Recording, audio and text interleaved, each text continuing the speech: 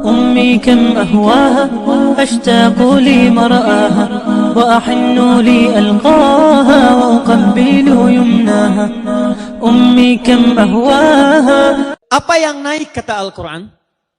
Quran surah ke-58 ayat ke-11.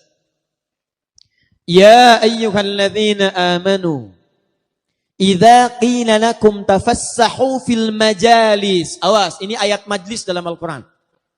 Hei orang-orang yang beriman. Awas Bapak, Ibu, diingat-ingat. Kalau ada ayat dalam Al-Quran dibuka dengan kalimat iman, hati-hati. Saya ulang. Kalau ada ayat dalam Al-Quran dibuka dengan kalimat iman, maka ayat itu secara spesifik, khusus ingin menyapa orang-orang yang merasa punya iman. Jadi kalau Bapak Ibu merasa punya iman, ayat ini berlaku untuk kita. Isinya berlaku untuk kita. Kalau tidak beriman tidak ada masalah. Tapi kalau Anda beriman, berarti ayat ini isinya ditujukan kepada kita. Kemarin kita puasa. Ayat puasa diturunkan tahun kedua Hijrah di hari Senin di bulan Sya'ban. Al-Baqarah 183. Ya ayyuhalladzina amanu, hei orang-orang beriman. Saat ayatnya dibuka dengan kalimat iman, maka kita respon dengan menunaikan puasa. Ayat majlis ta'lim dibuka dengan kalimat sama. Ya ayyuhalladzina amanu. Karena itu hati-hati, setiap orang yang merasa punya iman, maka ayat majlis ta'lim berlaku pada dirinya. Seperti Bapak Ibu semangat menunaikan puasa, seperti itulah Anda mesti semangat datang ke majlis ilmu. Jadi kalau ada ayat mengatakan, Ya ayyuhalladzina amanu, kutiba alaikumussyam. Hei orang-orang beriman, diwajibkan kalian menunaikan puasa, semangat puasa. Ya ayyuhalladzina amanu, aufu bil uqud. Hei orang-orang beriman, tepati janji, tepati janji. Sekarang ada ayat dibuka dengan kalimat yang sama ditunjukkan ke majlis ilmu. Ya ayyuhalladzina amanu. Hei orang-orang beriman, seperti Anda semangat menunaikan puasa, mesti Anda pun semangat masuk ke majlis ilmu. Siap insyaallah? Idza qila lakum tafassahu fil majalis. Jika diinformasikan, disampaikan, diperintahkan kepadamu, ayo luaskan majlis. Luaskan. Kalimat tafassahu itu bisa berarti meluaskan tempat duduk, bisa berarti meluaskan jumlah majlis, Delengat majlis, Labuan majlis, Menes majlis, Pandeglang majlis, perbanyak masjid, ayo luaskan. Perbanyak majlisnya. Jamak dari majlis adalah majalis. Idza qila lakum tafassahu fil majalisi. Jika disampaikan pada kalian, ayo bangun, luaskan, isi majlis-majlis. Bapak Ibu sekalian, fokus, lihat baik-baik. Kalimat Qur'annya ketika menyebutkan tempat untuk belajar, disebut majlis, dijamakkan jadi majalis. Tempat untuk mengangkat diri kita dekat dengan Allah Subhanahu wa ta'ala. Nah sekarang pertanyaannya, saya izin berdiri. Apa yang disebutkan oleh Quran di ayat ini? Ketika kita masuk ke dalam majlis, kemudian jadi terangkat. Apa yang terangkat? Karena sekarang banyak majlis. Awas, hati-hati, majlis zikir ada, majlis salawat ada, majlis paranormal ada, Bu. Majlis dukun ada. Dan tampilannya mirip-mirip. Kiai pakai sorban, dukun pakai jubah. Bahkan ngalahin Batman gitu kan. Silahkan cek. Kiai pakai peci putih, dukun pakai peci. Hampir mirip-mirip nih. Besok-besok kiai pakai helm, dukun pakai helm. Mirip. Karena itu ketika Allah menyebutkan kalimat majlis, maka diterangkan oleh Al-Quran, ini yang diinginkan. Kalau tidak ada sifat ini, kata Allah bukan majlis namanya. Apa sifat yang dimaksudkan? Teruskan ayatnya. Saya langsung ke ujung ayat. Yarfa'illahu alladhina amanu minkum walladhina utul ilma darajat. Tadi saya terangkan di awal, majlis dari kata jalasa. Tempat pindah dari posisi rendah ke posisi tinggi. Tempatnya disebut dengan majlis. Naik. Apa yang naik? Kata Allah, yarfa'illahu alladhina amanu. Di dalam majlis itu, orang-orang yang hadir di majlis, yang belajar di majlis, mesti ada beda dengan yang tidak ke majlis. Apa bedanya? Orang yang rajin datang ke majlis akan naik imannya, naik keyakinannya, lebih dekat dengan Allah Subhanahu wa ta'ala dibandingkan dengan yang tidak ke majlis. Awas, hati-hati. Jadi ciri pertama orang yang hadir di majlis itu, Yang hadir rajin ikut majlis ta'lim, ciri pertamanya kata Al-Quran, akan meningkat keimanannya di hadapan Allah Subhanahu wa ta'ala. Jadi kalau ada orang rajin ke majlis, buka majlis ta'lim, tapi imannya tidak meningkat, maka ada yang salah dalam keadaan di majlis ta'lim. Nah, sekarang pertanyaannya, kita agak cepat. Apa ciri-ciri orang yang meningkat imannya? Bagaimana Quran menjelaskan seseorang yang hadir di majlis, meningkat imannya, ciri-cirinya apa? Ayo kita lihat, saya berikan rumus ya. 1. Awas, hati-hati, ini penting. Bapak Ibu sekalian, kalau kita ingin melihat seseorang yang sedang kuat imannya, nanti tidak usah tunjuk orang ya, masing-masing tinggal melihat hari ini kira-kira iman kita sedang kuat atau lemah. Ya, yang kuat iman, boleh angkat tangan? Yang imannya lemah, boleh angkat tangan? Masya Allah. Jadi sebetulnya orang menes itu kuat iman, lemah iman itu. Ayo sekarang kita lihat dalam Al-Quran. Ya, jangan-jangan Allah hadirkan majlis di sini untuk menguatkan semua keimanan kita di hadapan Allah Subhanahu Wa Taala. Yuk, 1. Rumus pertama. Punten, katingal teh ieu. Mata can ditulis tos katingal. Wah, ini luar biasa ya. Cuman direngat ini, belum ditulis sudah kelihatan. Orang menes luar biasa. Ayo lihat rumusnya. Iman. Ya, ini rumus Quran. Fokus. Kalau kita ingin mengukur seseorang sedang kuat imannya, maka rumusnya ada di Quran surah ke-103. Quran surah 103. Disebut surahnya dengan surah Al-Asr. Wal 'asr innal insana lafi illa alladzina amanu. Disebutkan imannya wa amilus salihat. Setiap Allah menyebutkan kata iman, itu umumnya dalam Al-Quran seringkali dan banyak disandingkan dengan amal soleh. Wal 'asr innal insana lafi khusr illa alladzina amanu disebutkan iman, wa amilus solihat, amal soleh. Bahkan ketika Allah menyebutkan ahli surga, di dunia dia beriman, disandingkan dengan amal soleh. Di akhirat akan masuk surga, ternyata amal solehnya ikut. Ayat surga pertama dalam Al-Quran disebutkan di Al-Baqarah ayat 25, paling kanan sebelah atas. Ketika Allah menyebutkan para penghuni surga, yang disebut bukan surganya dulu Pak, Bu. Yang disebut imannya plus amal solehnya. وَبَشِّرِ الَّذِينَ آمَنُوا وَعَمِلُوا الصَّالِحَاتِ. Amal soleh. Setiap menyebutkan iman, muncul amal soleh. Setiap menyebutkan iman, muncul amal soleh. Orang mau masuk surga, disebutkan iman dan amal solehnya. Kata para ahli tafsir, kenapa amal soleh disandingkan dengan kalimat iman? Seakan-akan Allah ingin memberi penjelasan, orang-orang yang benar imannya, maka meningkat amal solehnya. Jadi kalau kita ingin mengukur apakah iman kita sedang kuat atau tidak, itu tinggal dilihat bagaimana status amal solehnya. Apakah rajin menunaikan amal soleh? Kalau ibu sedang rajin menunaikan amal soleh, itu tandanya imannya sedang meningkat. Tapi kalau ada di antara kita rajin ke majlis ilmu, hampir tiap pekan ada jadwal pengajian, tapi imannya tidak dibuktikan dengan peningkatan amal soleh, maka ada yang salah dengan aktivitas di majlis ilmunya. Nah, sekarang pertanyaannya, Ustaz, amal soleh apa yang ditunjukkan dalam Al-Quran yang dengan itu semua bisa menunjukkan peningkatan iman kita di hadapan Allah Subhanahu wa Ta'ala? Tahan sebentar. Saya perlu jelaskan ini dengan detail, dengan sangat jelas, karena nanti ini akan jadi kurikulum pembelajaran di setiap majlis taklim. Di kalau masuk ke majlis taklim mau belajar ilmu jangan tinggi-tinggi. Ada urutan-urutan. Ini saya perhatikan banyak di Indonesia. Bab fikih belum selesai, fikih toharah, sudah masuk ke bab jihad. Akhirnya ketika dipraktekkan salah semua. Saya waktu kejadian bom Tamrin, Jalan Tamrin, sedang di Lampung Pak. Kejadian bom di Jalan Tamrin, ditanya sama orang Lampung, Ustaz, apakah bom di Jalan Tamrin termasuk jihad fisabilillah? Saya bilang, Pak, sependek pengetahuan saya, jihad fisabilillah itu jihad di jalan Allah, bukan di Jalan Tamrin. Beda. Nah ini ciri-ciri orang yang datang ke majlis tapi tidak punya kurikulum pengajian. Sehingga ketika dasar-dasar pengetahuan tidak diberikan, ada hal yang salah yang dipraktekkan. Ayo kembali ke sini. Apa amal soleh pertama yang disebutkan oleh Al-Quran yang mengiringi kalimat iman?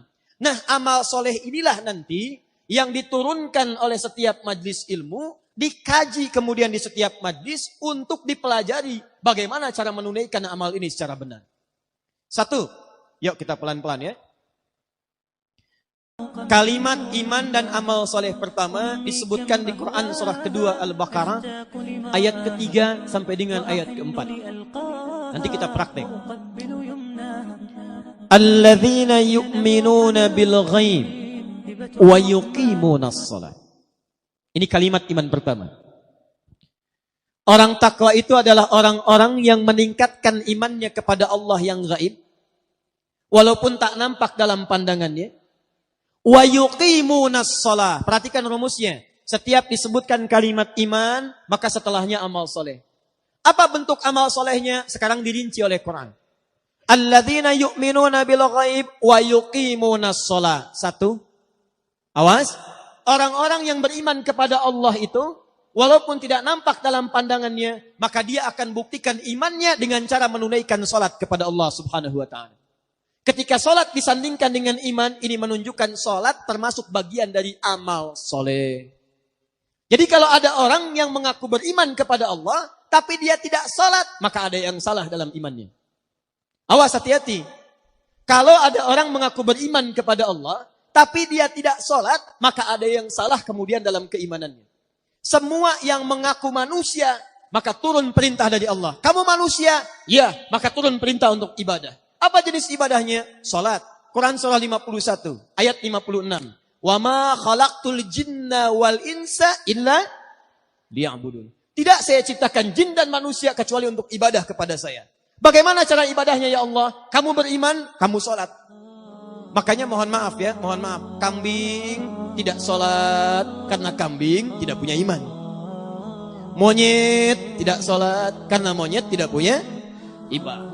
Jadi kalau ada manusia tidak sholat, manusia sama dengan jangan, bukan saya yang bilang ya. Lihat sini, fokus. Satu, sholat. Tahan. Orang yang beriman adalah ciri-ciri orang yang rajin ke majlis ilmu. Ahli majlis ilmu, ahli iman. Orang yang beriman, rajin sholat. Maka yang pertama, jika ada seorang membuka majlis ta'lim, kemudian dia membuka majlis ilmu, maka yang pertama kemudian akan dibahas, jangan persoalan yang tinggi-tinggi dulu. Kata Al-Quran, arahkan pada yang paling pokok dulu, minimal ambil satu materi yang penting dalam ibadah, salah satunya bab salat. Hati-hati, kita sudah bahas bab yang tinggi-tinggi, tapi salatnya belum pada paham. Bahkan kata Quran, ada orang salat, maaf ya, ini bukan orang menes nih. Bukan orang menes ya. Kata Quran, ada orang sholat bahkan tidak paham dan tidak mengerti apa yang dibaca dan dilakukan dalam sholatnya. Ada orang sholat tapi tidak mengerti, tidak paham apa yang dibaca dan dilakukan dalam sholatnya. Bahkan kata Nabi di Abu Daud nomor hadis 857, maaf, ada orang yang sholat baru takbir, itu masih bisa mengingat apa yang tidak ada kaitan dengan sholatnya. Kalau bahasa orang menes, Allahu Akbar, lisannya Allahu Akbar, pikirannya kikiping. Betul. Sami Allahu liman hamidah, lisannya sami Allah, di pikirannya balok. Hatta la yash'ural musalli kam raka'atan yusalli, sampai ada kata Nabi, orang yang sholat tapi tidak sadar berapa rakaat sedang menunaikan sholatnya. Tuh, contoh. Padahal tiap hari kita mengerjakan sholat. Dan hati-hati Bapak Ibu sekalian, sholat ini sangat penting, ibadah yang paling utama. Selain karena satu, bukan hanya amalan yang pertama kali akan dihisab menentukan surga kita, tapi semua nabi dari Nabi Muhammad sampai Nabi Adam itu semuanya sholat. Jadi mohon maaf nih, Nabi Muhammad sholat, Nabi Musa sholat, Nabi Isa sholat, Nabi Ismail sholat, Nabi Ibrahim sholat. Nabi, Rasul, dekat dengan Allah, sholat. Anda Nabi bukan, Rasul bukan, ya kedekatannya tidak sedekat para Nabi dan Rasul, tidak mau sholat. Ada yang salah dalam diri kita. Silahkan cek. Nabi Ismail alaihissalam, Quran surah 19 Maryam ayat ke-55. Salat wa kana ya'muru ahlahu bis shalah, bahkan ngajak keluarganya salat. Nabi Musa, Quran surah ke-20 ayat ke-14. Innani anallahu la ilaha illa ana fa'budni wa aqimis salata lidzikri. Kata Allah, "Hei Musa, saya Tuhan. Satu-satunya Tuhan yang layak disembah. Sembah saya. Bagaimana menyembahnya ya Allah? Tunaikan salat supaya zikir kepada saya." Nabi Isa, Quran surah ke-19 ayat 31 sampai 33. Salat. Nabi Ibrahim salat sampai ke Nabi Adam salat. Kalau diurutkan dari Nabi Muhammad SAW sampai ke Nabi Adam semua salat. Muhammad bin Abdullah, bin Abdul Muttalib, bin Hashim, bin Abdul Manaf, bin Qusay, bin Murrah, bin Kilab, bin Ka'ab, bin Ghalib, bin Fihr, bin Malik, bin Nadar, bin Kinana, bin Khuzaimah, bin Mudrika, bin Ilyas alaihissalam, bin Nizar, bin Mudar, bin Ma'ad, bin Adnan, bin Addi, bin Adri, bin Muqawwam, bin Nagur, bin Tarikh, bin Ya'rub, bin Yasjub, bin Nabit, bin Ismail alaihissalam, bin Ibrahim alaihissalam, bin Azar, atau bin Nahur, bin Abir, bin Kinan, bin Arfakhshad, bin Sam, bin Nuh alaihissalam, bin Mikhlail, bin Matushalah, bin Kinan, bin Anwas, bin Thith, bin Adam alaihissalam. Semua dari Nabi Muhammad sallallahu alaihi wasallam sampai ke Nabi Adam, saking pentingnya ibadah salat itu semuanya menunaikan salat. Nah, sekarang apa kaitannya dengan majlis ilmu? Ternyata salat itu bukan sekedar pembuktian keimanan kita kepada Allah Subhanahu wa taala, tapi kata Al-Qur'an, kalau ditunaikan dengan benar akan memberikan 5 keistimewaan yang tidak diberikan pada orang yang tidak salat. Awas, hati-hati. Jadi kalau Anda menunaikan salat dengan benar, Bapak Ibu salatnya benar, saya benar, kata Allah akan diberikan 5 hal yang tidak diberikan pada orang yang tidak salat. Yang paling aneh begini, kalau ada orang salat tidak mendapatkan 1 di antara 5 ini, berarti ada yang salah dalam salatnya. Itulah yang nanti kita akan bahas, fungsi majlis ta'lim yang sekarang insya Allah akan diresmikan dan dibuka, bukan sekedar nanti akan membimbing kita, bagaimana cara meningkatkan iman, tapi juga kata Allah, walladzina utul ilma darajat. Keimanan itu dibuktikan dengan amal soleh, tapi amal soleh itu akan lebih bagus kalau diisi dengan pengetahuan. Dan banyak orang yang tidak tepat sholatnya, bukan karena nggak bisa sholat, karena tidak belajar bagaimana cara sholat yang ditunjukkan oleh Nabi SAW. Sekarang kita akan ambil contoh satu saja. Setelah itu nanti kita akan tutup taklim kita pada kesempatan siang hari ini. Saya akan lebih banyak nanti memberikan sesuatu yang penting bagi kita semua insya Allah. Yuk kita teruskan sebentar. Kita masuk bab ini dulu nih. Kita cek dulu ya, pelan-pelan. Tadi orang yang sholat akan mendapatkan apa? Berapa kemuliaan? 5. 1 apa? Belum. Ya. 2? Belum. 3? Belum. 4? Belum. 5? Belum. Sekarang kita cek nih. Yang 5 ini satu-satu akan saya sebutkan. Saya turunkan ayatnya. Kalau ada yang belum dapat 1 dari 5 ini, berarti ada yang belum tepat dalam menunaikan sholatnya. Dan fungsi majlis ta'lim inilah nanti akan mengajarkan pada kita seperti apa kurikulum sholat yang pernah diajarkan oleh Al-Quran dan Nabi SAW. Siap insyaAllah? 1. Quran, saya tulis dulu. 1. Quran surah ke-65 ayat 2 sampai 3. Di ujung ayat kedua, di awal ayat ketiga. Tafsir dari ayat ini terdapat di Quran surah kedua Al-Baqarah di ayat yang sama, ayat 2 sampai ayat 3. Yuk pelan-pelan. Lihat sini. Saya mulai dari Al-Baqarah dulu, ayat 2 sampai 3. Dzalikal kitabu la raiba fi hudal lil muttaqin. Isi Quran akan memberi petunjuk pada orang-orang takwa. Jangan pernah diragukan. Siapa orang takwa itu? Ciri orang takwa, ciri pertamanya salat. Alladzina yu'minuna bil ghaib wa yuqimunas shalah. Adalah orang yang beriman dan ghaib dan dia buktikan keimanannya itu dengan menunaikan salat. Nah, kalau dia bisa mengerjakan salat, itu bagian dari ciri takwanya. Sedangkan orang takwa, dijamin oleh Allah di Quran surah ke-65 At-Talaq ayat 2 dan 3. Perhatikan jaminannya. Wa may yattaqillaha yaj'al lahu makhraja wa yarzuqhu min haitsu la yahtasib. 1. Wa may yattaqillaha, siapa yang bisa meningkatkan takwanya kepada Allah. Anda tingkatkan takwa? Siapa yang bisa menaikkan takwanya kepada Allah? Yaj'al lahu makhraja. Ini jaminan Quran. Awas, kalau Adi Hidayat menjamin seseorang, Anda boleh ragu. Tapi kalau Allah yang menjamin kita semua, tidak ada peluang bagi kita untuk menolaknya. Siapa yang bisa meningkatkan takwanya, kata Allah, yaj'al lahu makhraja, maka kami akan berikan kemudahan pada setiap kehidupannya. Kami akan berikan solusi dari setiap masalah-masalahnya. Bahasa singkatnya, orang yang takwanya meningkat, maka hidupnya pasti, kata Allah, akan mudah. Saya ulang. Kata Allah, orang yang takwanya meningkat, ini rumusnya, persamaannya, hidupnya dijamin akan mudah.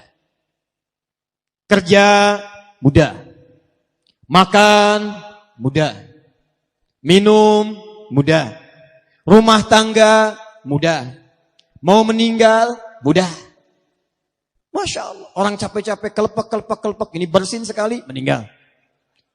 Orang yang masuk kamar, ribut sendiri, ini sujud sekali, meninggal. Takwa. Ibu mau meninggal mudah, Bu? Mau cepat meninggal? Mudah itu kan cepat. Ya. Cepat, takwa. Orang yang takwa, hidupnya mudah, kata Allah. Perhatikan. Sedangkan kalimat takwa disebutkan 115 kali dalam Al-Quran. Kalimat takwa pertama yang disebutkan di Quran, Al-Baqarah ayat 2. Dzalikal kitabu la raiba fihi hudal lil muttaqin. Apa ciri takwanya? Salat. Alladzina yu'minuna bil ghaib wa yuqimunas salat. Jadi kalau kita buat persamaan, orang takwa cirinya salat. Orang takwa hidupnya mudah. Jadi ketika Allah meminta kita menunaikan salat, sebetulnya bukan ingin membebani kita menunaikan ibadah. Tapi lebih daripada itu, Allah ingin membuat hidup kita semakin mudah. Allah nggak butuh dengan salat kita.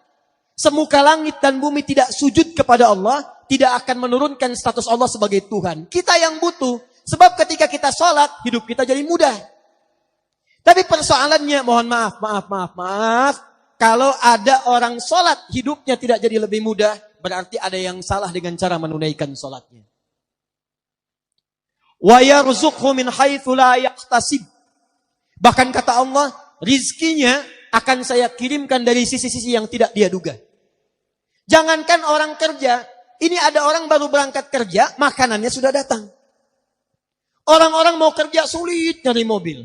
Dapat mobil macet, Masya Allah. Orang takwa baru mau cari mobil, mobil datang. Ada macet, tiba-tiba polisi datang, kami kawal Pak. Sampai. Masya Allah.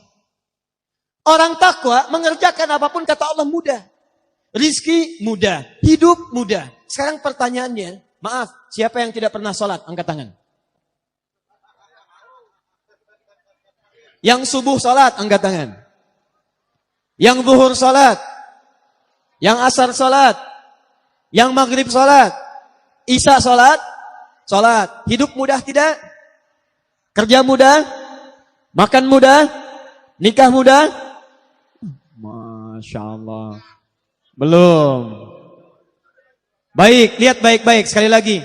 Kalau mudah, alhamdulillah, ada kebenaran dalam sholatnya. Tapi kalau Anda dalam sholat saja, kita tunaikan kemudian tidak mendapatkan kemudahan dalam hidup. Sekali lagi, ada sesuatu yang kurang tepat dalam sholatnya. Tahan. Apa artinya sholat? Tuh. Tiap hari sholat, tapi tak hafal mana sholat. Apa artinya sholat? Doa. As-sholatu hiya doa di kitabul fiqih. Tapi asal kata sholat itu bukan doa. Sholat itu dari kata wasola yasilu silatan fahuwa sholatun. Sholat orangnya musalli. Wasola yasilu silatan. Asal kata sholat itu sampai dan terhubung. Kenapa diartikan doa? Karena setiap orang berdoa sampai hajatnya kepada Allah dan terhubung dengan Allah subhanahu wa ta'ala. Nah asal kata sholat itu punya hubungan yang kuat. Sholat punya hubungan yang sangat kuat dengan Allah subhanahu wa ta'ala. Saya punya hubungan yang kuat dengan Pak Bupati misal. Atau dengan Bapak Gubernur. Maka hidup saya di Banten jadi lebih mudah. Pak Gubernur, abdi bade ka Labuan. Oh, mangga ya disayogikan koridor. Berangkat ke Labuan. Mudah. Pak Gubernur, saya mau nengok ke kantor. Oh, silahkan, kasih akses. Mudah. Jadi kalau Anda dekat dengan gubernur, dekat dengan bupati, hidup Anda mudah di wilayah Anda. Tapi Anda keluar dari Banten, belum tentu mudah. Keluar dari Indonesia, belum tentu mudah. Kalau dengan manusia saja dekat bisa hidupnya mudah, apalagi orang yang dekat dengan Allah Subhanahu wa ta'ala. Allah pemilik bumi. Keluar dari Indonesia dekat dengan Allah, mudah. Ke Malaysia, mudah. Maaf, ke Amerika, mudah. Ke Afrika, mudah. Jadi jaminan pertama dalam Al-Quran, orang yang benar salatnya akan punya hubungan dekat dengan Allah Subhanahu wa ta'ala. Maka jaminannya, yaj'al lahu makhraja wa yarzuqhu min haitsu la yahtasib. 2. Quran surah ke-13 ayat ke-28.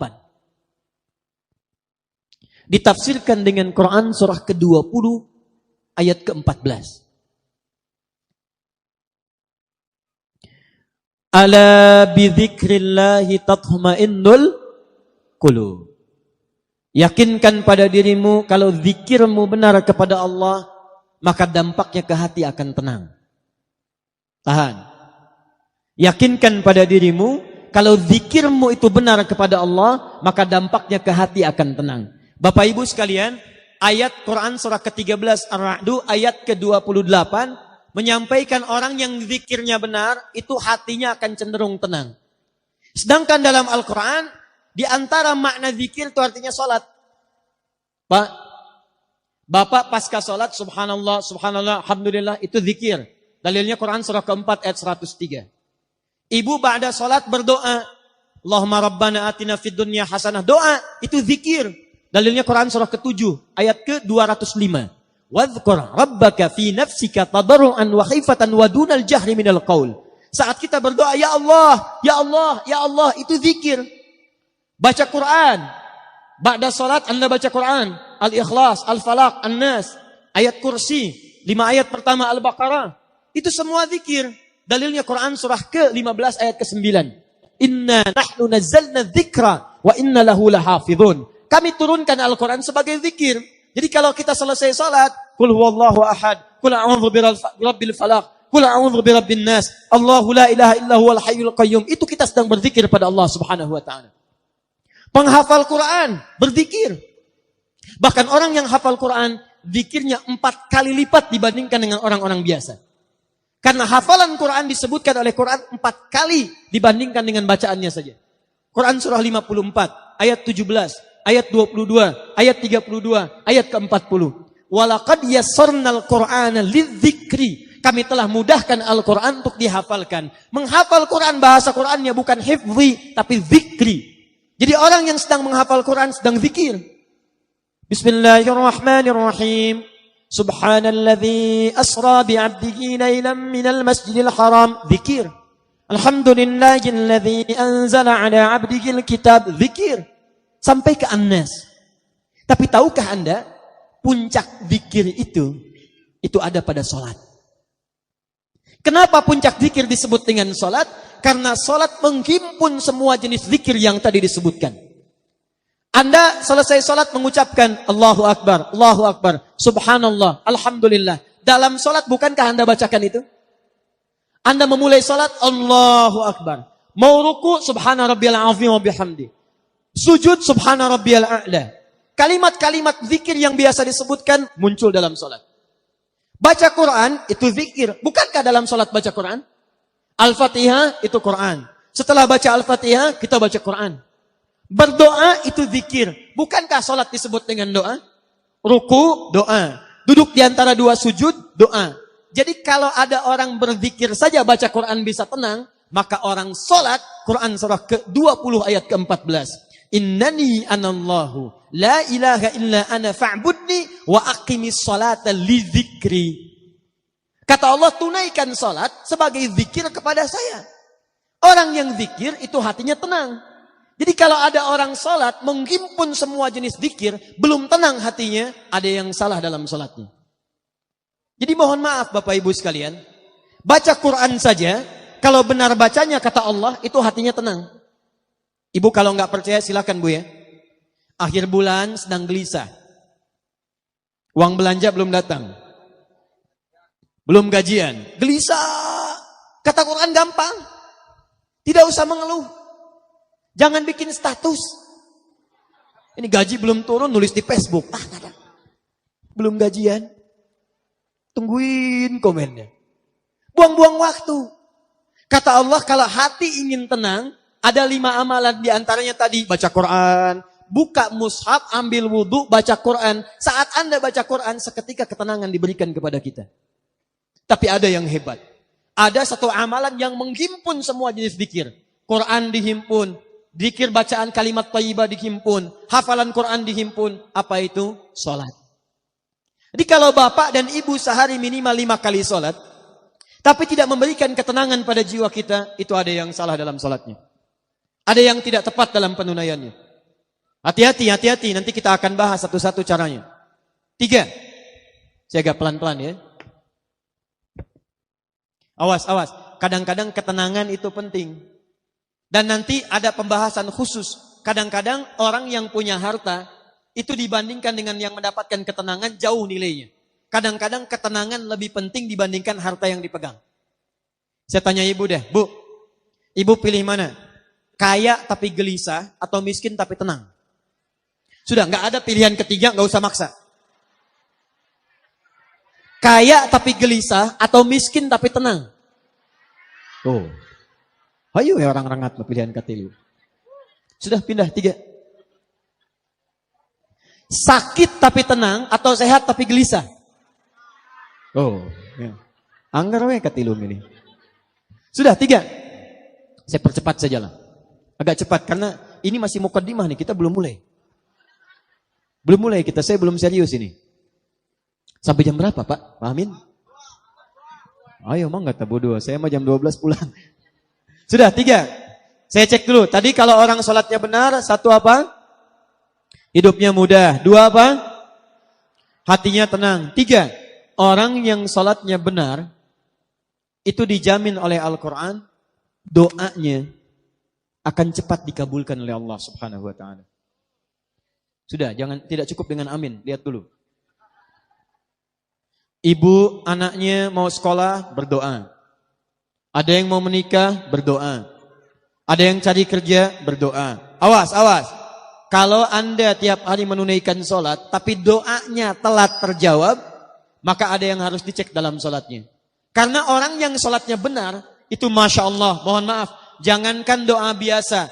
Orang yang meminta kepada Allah, bahkan yang kata manusia mustahil, itu kalau sholatnya benar bisa dikabulkan oleh Allah Subhanahu Wa Taala. Dalilnya Quran surah ketiga Ali Imran ayat 38 sampai 39, paling kanan sebelah atas. Saya agak cepat. Quran surah ketiga Ali Imran ayat 38 sampai 39. Kenal Nabi Zakaria? Oh, yo kenal. Kenal di mana? Nah, orang rengat tak? Belum ditulis sudah kelihatan. Nabi Zakaria kenal. Masya Allah. Baik, sudah. Nabi Zakaria, Nabiullah, dekat dengan Allah, orangnya soleh, berumah tangga, menikah sampai sepuh. Mohon maaf ibu, istrinya divonis monofos, bahkan mandul. Menurut medis dan klinis itu mustahil punya keturunan. Tapi apa yang dilakukan Nabi Zakaria? Melihat Sayyidah Maryam alaihissalam banyak beribadah di mihrab dekat dengan Allah. Lantas beliau berinisiatif untuk sholat di mihrab itu.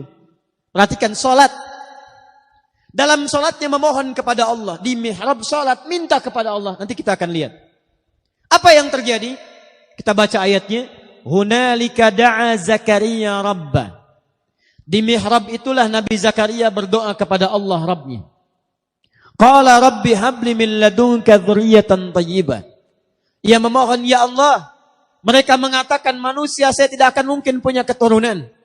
Mereka katakan saya sudah sepuh, fisik saya sudah letih, rambut saya memutih, dan istri saya divonis secara medis sudah tidak mungkin punya keturunan, monofos dan mandul. Maka saya mohon, ya Allah, berikan keturunan dari sisimu saja. Ini Awas, ini rumus dalam Quran.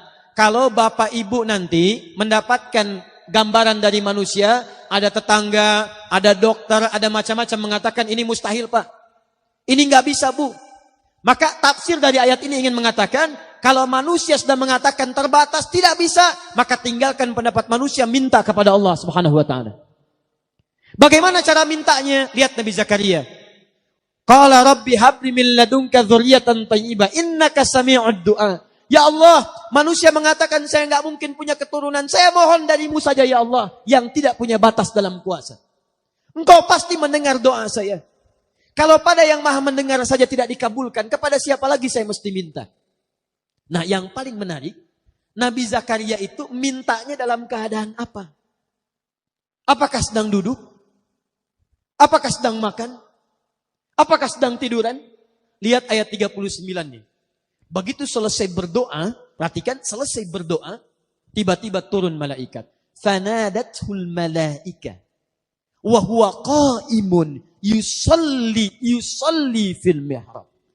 Tiba-tiba turun malaikat menyampaikan kepada beliau, annallaha yubashshiruka bi Yahya. Jadi baru selesai berdoa, turun malaikat. Hei Yahya, hei Zakaria, kamu dapat kabar gembira dari Allah, kamu akan punya keturunan. Bahkan langsung namanya dari Allah, Yahya.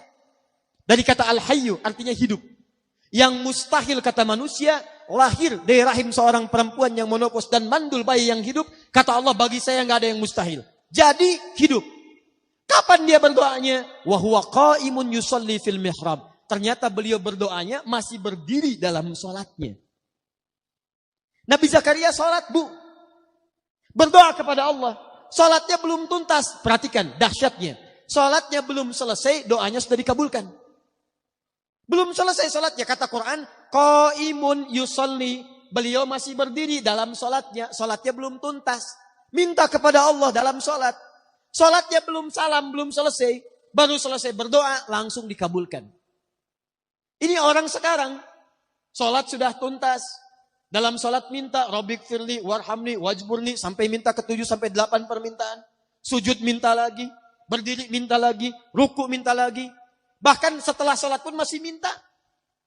Ya Allah mohon berikan saya rizki. Tadi yang dalam sholat apa? Yang tadi warzukni. Warzukni itu berikan saya rizki. Selesai sholat masih minta juga. Tapi belum terkabulkan juga. Nabi Zakaria minta berdoa dalam sholat. Sholat belum selesai dikabulkan. Ada orang sekarang minta, maaf, sudah selesai sholat belum dikabulkan juga. Apa yang salah dalam sholatnya? Itu yang nanti kita akan lihat. Awas, hati-hati. Nanti saya tunjukkan beberapa dalil, bahkan dalam hadis, bila seseorang benar dalam menunaikan sholatnya, bahkan Masya Allah, hal yang menurut manusia mustahil pun, itu bisa terkabulkan di sisi Allah Subhanahu Wa Taala. Makanya Bapak Ibu silahkan cek. Nabi Muhammad SAW dalam sholatnya, beliau meminta berdoa kepada Allah. Para ulama-ulama kita yang soleh, bahkan maaf bu ya, Pak, ada ulama mau berjihad, sholat pertama kali dilakukan. Ada yang mau nulis kitab, itu sholat dulu. Sholat. Begitu sholat dikerjakan, semuanya mudah. Itu yang menaklukkan Jakarta dari Portugis. Di Jakarta dulu, itu namanya bukan Jakarta, Sunda Kelapa. Berdekatan dengan Banten. Dikuasai oleh Portugis. Datang ke Indonesia, ke Nusantara lewat Malaka, Selat Malaka tahun 1511. Menguasai wilayahnya wilayah Portugis, wilayah Sunda Kelapa. Siapa yang membebaskan itu? Namanya Fatahillah. Dikenal dengan Faletehan. Itu menantu Sunan Gunung Jati. Menikah dengan anak keduanya perempuan. Anak pertama namanya Muhammad, anak keduanya perempuan menikah dengan Fathullah atau Fatahillah. Datang kemudian ditugaskan untuk membebaskan Sunda Kelapa. Sebelum berangkat, sholat, wudu, minta kepada Allah. Begitu berangkat dimudahkan oleh Allah Subhanahu Wa Taala. Wa ma ramaita idh ramaita. Bukan panah yang kau lemparkan, tapi Allah yang memberikan kemudahan-kemudahan dalam semua itu. Berhasil dibebaskan di bulan Ramadan, tanggal 22 Ramadan tahun 933 Hijrah. Bertepatan dengan 22 Juni 1527. Begitu dibebaskan, karena tahu yang membantunya Allah, maka diganti nama Sunda Kelapa menjadi nama yang ditetapkan dalam Al-Quran. Surah ke-48 ayat pertama. Inna fatahna laka fatham mubina. Fatham mubina dalam bahasa lokal disebut dengan Jayakarta. disingkat Jakarta. Sampai sekarang ulang tahun Jakarta 22 Juni. Siapa itu Fathullah? Menantu Sunan Gunung Jati. Siapa Sunan Gunung Jati? Namanya Syarif Abdullah. Siapa Syarif Abdullah? Anaknya Syarif Abdullah. Siapa Syarif Hidayatullah? Syarif Hidayatullah anaknya Syarif Abdullah.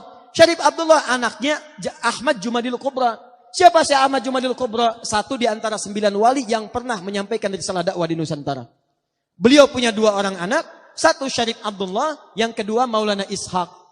Syarif Abdullah itu nanti yang kemudian menikah dengan seorang perempuan namanya Syarifah Mudaim. Siapa Syarifah Mudaim? Namanya Rara Santang. Lahir tahun 1426.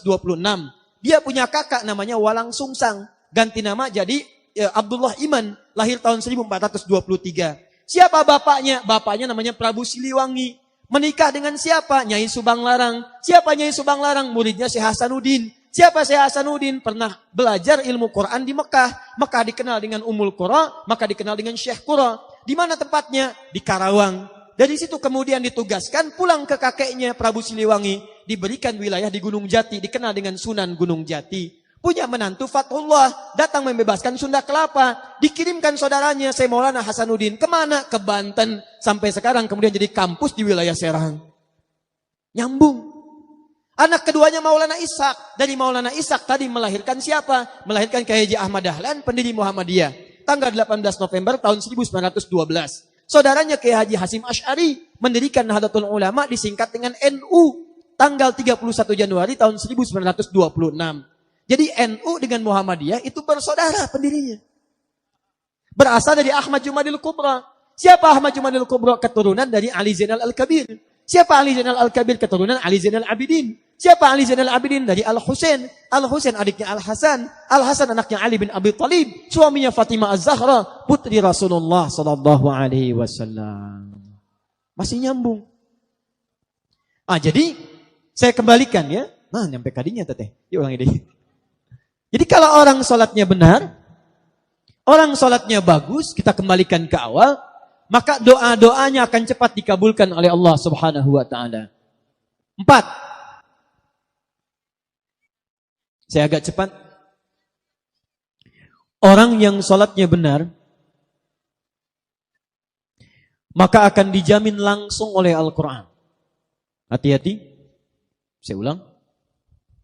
Orang yang sholatnya benar, akan mendapatkan jaminan langsung dalam Al-Quran. Jaminan kebahagiaan dan kesuksesan dalam seluruh aktivitasnya. Awas, hati-hati. Jadi ahli salat itu, maaf, belajar sukses. Rumah tangga bahagia. Usaha sukses. Nanti saya tunjukkan Pak Bu ya. Nanti saya kisahkan ketika kita mulai belajar, mulai seriusnya. Ini masih mukaddimah. Nanti ada yang mempraktikkan makna keempat ini, modalnya cuma pakaian Pak.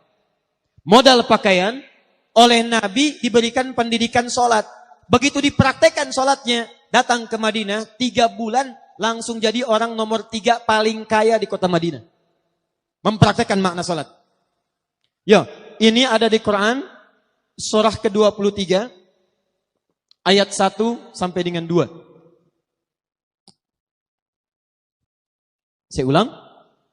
Ada di Quran surah ke-23 Al-Mu'minun ayat 1 sampai dengan ayat kedua. Qad aflahal mu'minun. Orang yang beriman itu pasti akan menggenggam kesuksesan dan kebahagiaan. Jadi ada sukses saja, ada bahagia saja. Kalau sukses saja, yang belum tentu bahagia, itu bahasa Arabnya namanya fauz. Turunannya faiz, faizin, fauzan, faizah. Kalau di sini ada yang namanya faizah, faizin, fauzan, itu artinya orang yang diharapkan sukses dalam hidupnya. Walaupun belum tentu bahagia. Ada yang kedua, bahagia saja. Walaupun belum tentu sukses. Itu farah namanya. Fariha. Orangnya disebut dengan farhan laki-laki, perempuannya disebut dengan farah. Kalau di sini ada yang namanya farhan, itu artinya orang yang diharapkan bahagia dalam hidupnya. tapi belum tentu sukses. Ayo tadi pilih mana? Miskin tapi bahagia atau kaya tapi gelisah? Kaya gelisah. Sukses ada sukses saja namanya fauz, disebutkan 29 kali dalam Al-Quran turunannya. Ada bahagia saja, farah namanya. Kalau Anda gabungkan sukses dan bahagia, Ustadz saya ingin sukses bahagia, kaya tenang, sukses dunia, sukses akhirat. Gabungkan jadi satu, maka bahasa Arabnya berubah. Dari kata fauz, dari kata farah berubah menjadi kata falahun. Falah. Falahun.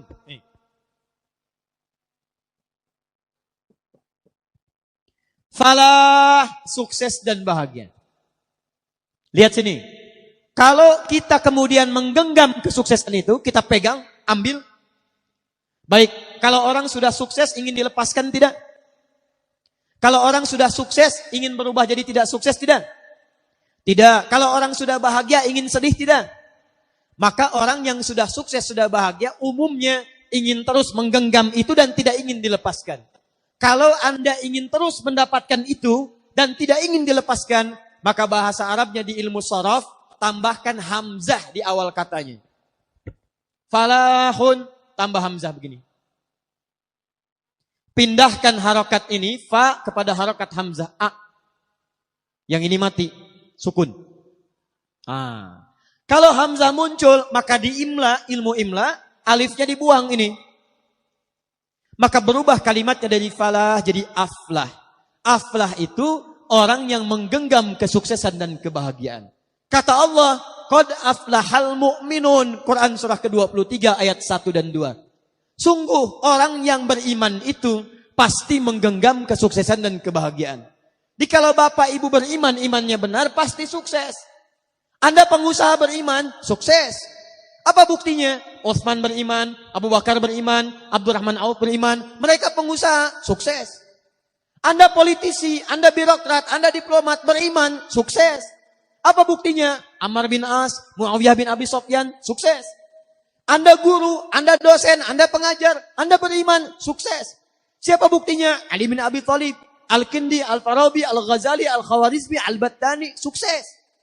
Jadi setiap kita kalau benar-benar beriman, jadi apapun pasti sukses dan bahagia. Nah, apa cirinya orang yang sukses Allah ini? Yang mendapatkan aflah ini, teruskan ayatnya. Ayat keduanya.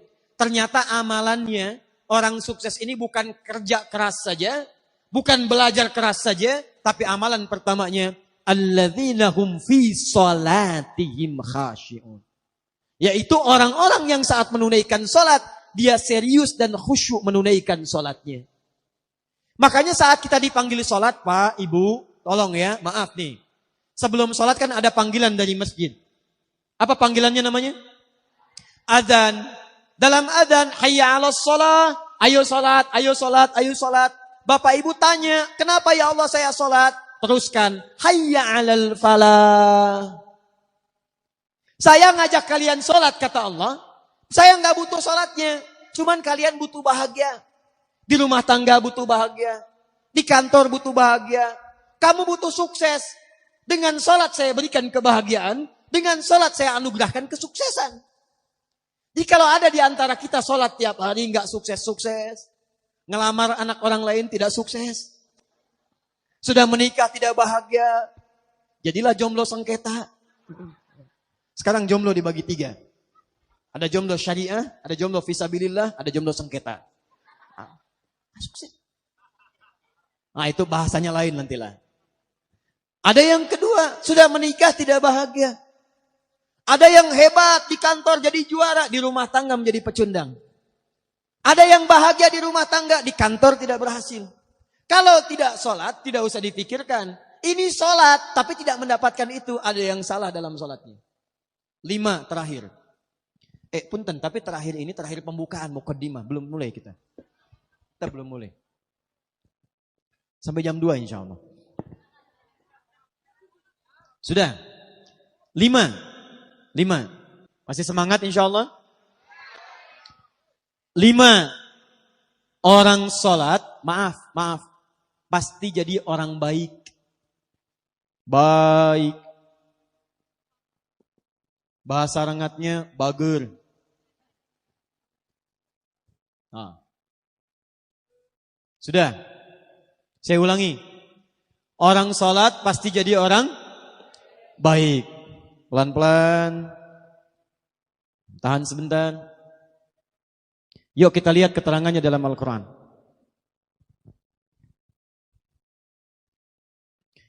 Fokus baik-baik. Lihat sini. Nanti saya tunjukkan dalam Quran dengan hadis bagaimana Allah menerangkan sifat-sifat orang sholat. Bapak Ibu sekalian, mari kita lihat turunan pertama Quran surah kedua Al-Baqarah. Ayat ke-45 sampai dengan 46. Ditafsirkan nanti di Quran surah keempat An-Nisa ayat 103.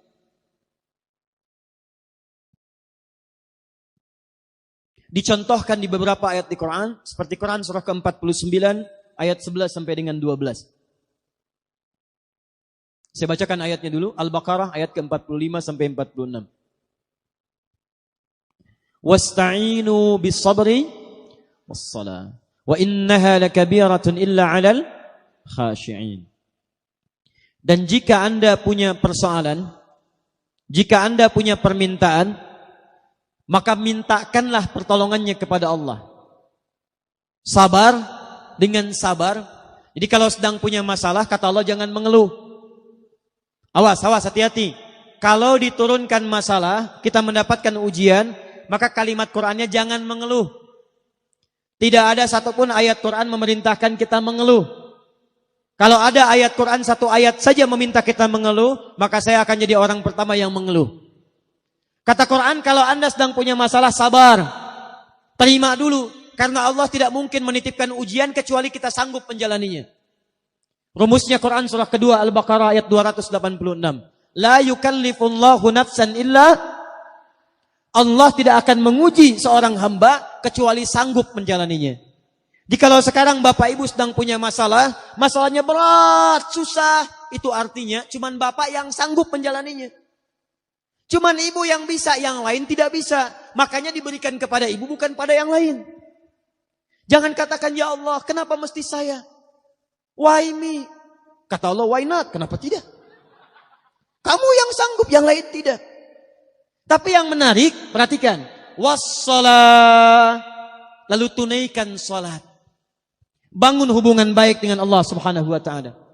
Wa innaha lakabiratun illa 'alal khashi'in. Dan sungguh salat itu tidak mudah dikerjakan kecuali bagi orang khusyuk. Yang paling menarik, setelah dia selesai salat, buka Quran surah keempat ayat 103. Perhatikan kalimatnya. Fa idza qadaytumus salata. Maka jika orang telah selesai mengerjakan salat. Apa ciri salatnya berhasil? Bukan sekedar dia menunaikan salam. Lihat sini. Assalamualaikum warahmatullahi. Assalamualaikum warahmatullahi. Kata Quran, tidak cukup salamnya disebut sebagai salat yang berhasil. Ciri orang yang berhasil salatnya, teruskan ayatnya. Fadhkurullaha. Maka orang salat yang salatnya tuntas dikerjakan dengan benar, salatnya bisa mengingatkan dia dengan Allah subhanahu wa ta'ala. Jadi kata Quran, kalau orang benar salatnya, selesai salat, dia ingat Allah. Saya ulang, selesai salat, dia ingat Allah. Qiyaman. Saat berdiri, ingat Allah. Wa qu'udan, duduk, ingat Allah. Wa ala junubikum, berbaring, ingat Allah. Sedangkan kaidah mengatakan, kaidah al-qaidatu taqul, orang yang ingat Allah, alladzi yadhkurullaha fi hayati, orang-orang yang selalu ingat Allah dalam kehidupannya, itu mustahil akan menyimpang dari hukum-hukum Allah. Lihat, orang salat dekat dengan Allah. Selesai salat, ingat Allah. Kaidah mengatakan orang yang ingat Allah mustahil akan menyimpang dari hukum Allah. Sedangkan hukum Allah mengatakan setiap orang yang dekat dengan Allah pasti jadi orang baik. Lihat sini. Orang yang dekat dengan Allah, karena Allah sifatnya baik, hukumnya baik, maka orang-orang yang ingat Allah pasti mustahil akan tidak memiliki nilai-nilai kebaikan. Makanya Quran langsung menyebutkan, orang yang ingat Allah, maka matanya hanya akan dipakai pada yang baik-baik. Orang yang ingat Allah, telinganya akan mendengar yang baik-baik. Orang yang ingat Allah, tangannya akan memegang yang baik-baik. Bagaimana cara mengingat Allah? Salat. Karena itu orang yang selesai salat, mustahil berbuat maksiat. Otomatis orang yang sholat itu akan selalu berperilaku baik dalam kehidupannya. Contoh nih Bu, Pak. Apa fungsi mata? Melihat. Tuh. Bapak ibu punya mata, melihat. Kambing pun punya mata, kambing melihat. Sekarang apa bedanya mata orang rengat dengan mata kambing rengat? Kalau cuma melihat, kambing pun melihat. Kalau cuma melihat, elang pun melihat. Tuh lihat elang naik sampai Gunung Karang. Naik sampai ke awan. Anak ayam kelihatan. Ayam bapak ibu diambil elang, dari atas kelihatan. Orang menes naik pesawat, ngelihat anak sendiri nggak kelihatan. Apa bedanya mata kita dengan mata elang? Mata elang lebih tajam dibanding mata kita. Tapi elang tidak dihisab, kita dihisab. Quran surah 17 ayat ke-36. Inna sam'a wal basara wal fuada kullu ulaika kana anhu mas'ula. Sungguh pendengaran manusia, penglihatan manusia, bahkan pikiran manusia satu saat akan dihisab oleh Allah Subhanahu wa taala. Kalau mata biasa dipakai melihat saja, tapi tidak melihat yang baik-baik, maka hisabnya akan berat bagi orang yang punya mata itu. Maka itu turun ketentuan di Quran surah ke-24. Ayat 30 untuk laki-laki, ayat 31 untuk perempuan. Perhatikan kalimat Qurannya. Qul lil mu'minina yaghuddu min absarihim. Katakan pada orang-orang yang beriman, ciri orang beriman itu salat. Orang yang salat ingat kepada Allah, maka mata orang salat yaghuddu min absarihim. Maaf, akan dipalingkan dari perbuatan maksiat. Jadi fungsi mata kita itu, mata orang salat bukan sekedar melihat, tapi melihat yang baik-baik. Kalau tidak baik tidak akan dilihat. Buka Facebook, Masya Allah. Lihat status, yang dilihat status istri orang. Mustahil. Jadi kalau Anda benar sholatnya, mustahil pandangannya dipakai untuk maksiat. Keluar dari masjid, Masya Allah masih ada yang tertukar sandal. Kalau benar sholatnya, mustahil ada yang kehilangan sandal. Di sini ada yang begitu? Tidak, Alhamdulillah, tidak beda. Ya. Tangan orang sholat, mustahil maksiat. Datang ke kantor, ditawari disogok, gak akan diterima. Pak, tolong Pak, tanda tangan Pak. 10 juta, maaf. Ini jari tahiyat, tidak akan pernah dipakai maksiat. Sholat. Naik Pak, 100 juta. Sebentar, istikharah dulu ya. Bisa. Jadi kalau benar sholatnya, pasti akan baik kehidupannya. Lisannya tidak akan dipakai mencela. Turun Quran surah 49 ayat ke-11. Ya ayyuhalladzina amanu iman. Iman pasangannya amal soleh. Turunan amal soleh sholat. La yashar qaumin qaum. Jangan saling mencela. Jadi kalau ada orang sholat masih mencela, ada yang salah dalam sholatnya.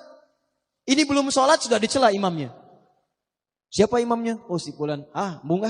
Oh, Masya Allah. Itu. Ada orang sekarang suka mencela? Ada yang suka bertengkar? Ada. Kalau orang itu sholat, berarti ada yang salah dalam sholatnya. Ini mau sholat subuh, sibuk, ribut. Yang satu kunut, yang satu tidak. Gara-gara kunut saling mencela. Akhirnya ujung-ujungnya nggak pada sholat. Itu yang salah. Saya pernah tugas di Mekah tahun 2010. Itu begitu menerima jemaah haji pertama. Tiba-tiba kemudian sholat isya. Yang jadi imam Syekh Sudes. Di Saudi itu kan mazhabnya Hambali. Kalau baca Fatihah, bismillahnya disirkan Pak. Di cara baca bismillah itu ada 4. Hadisnya 70 Pak. Hadis bismillah itu 70 hadis. Semua bersambung pada Nabi. Caranya ada 4. Bisa dijaharkan, dipilih oleh Imam Asy-Syafi'i. Lahir tahun 150 Hijrah. Bisa disirkan, ya, dipilih silent. Dipilih oleh Imam Ahmad bin Hanbal. Lahir tahun 163 Hijrah. Bisa tidak dibaca sama sekali. Dipilih oleh Imam Malik dan Imam Abu Hanifah. Imam Malik lahir tahun 93 Hijrah. Imam Abu Hanifah wafat tahun 150 Hijrah. Kalau dijaharkan, dibaca keras. Bismillahirrahmanirrahim. Sir, silent, tipis. Bismillahirrahmanirrahim.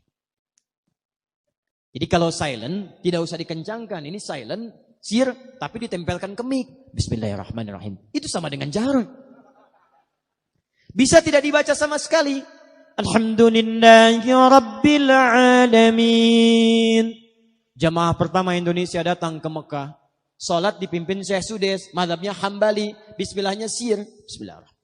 Alhamdulillahi rabbil alamin. Apa komentar pertama? Oh, iki imamnya Muhammadiyah ya. Masya Allah. Muhammadiyah cabang Masjidil Haram. Bayang. Padahal dari sejak dulu sudah ada. Begitu subuhnya nggak kunut apa saya bilang? Masya Allah. Bapak Ibu sekalian, yang bismillah dijaharkan, benar. Yang disirkan, benar. Yang salah, yang tidak sholat. Yang kunut, benar. Ada dalilnya. Al-Imam Asy-Syafi'i kunut. Dalilnya dari Ibnu Umar. Diajarkan oleh Nabi kalimatnya pada cucu Nabi Al-Hasan. Allahumma hdini fiman hadait. Kalau jama' Allahumma hdina fiman hadait. Wa'afina fiman afait. Wa tawallana fiman tawallait. Dan seterusnya hadisnya. Yang tidak kunut juga mengambil pemahaman kunutnya kunut nazilah. Diambil oleh Imam Ahmad bin Hanbal. Yang tidak kunut sama sekali seperti Imam Abu Hanifah. Dalilnya ada. Mengambil riwayat di Bi'r Ma'unah. Saat turunnya Quran surah ketiga Ali Imran ayat 128. Laisa laka minal amri syai'un aw yatuba 'alaihim aw yu'adzibahum fa innahum zalimun. Dipilih oleh para ulama. Zaman Nabi itu sudah ada contohnya. Nabi kemudian berhenti sementara waktu. Sahabat ada yang kunut, ada yang tidak. Nabi membenarkan keseluruhannya. Diteruskan oleh para ulama.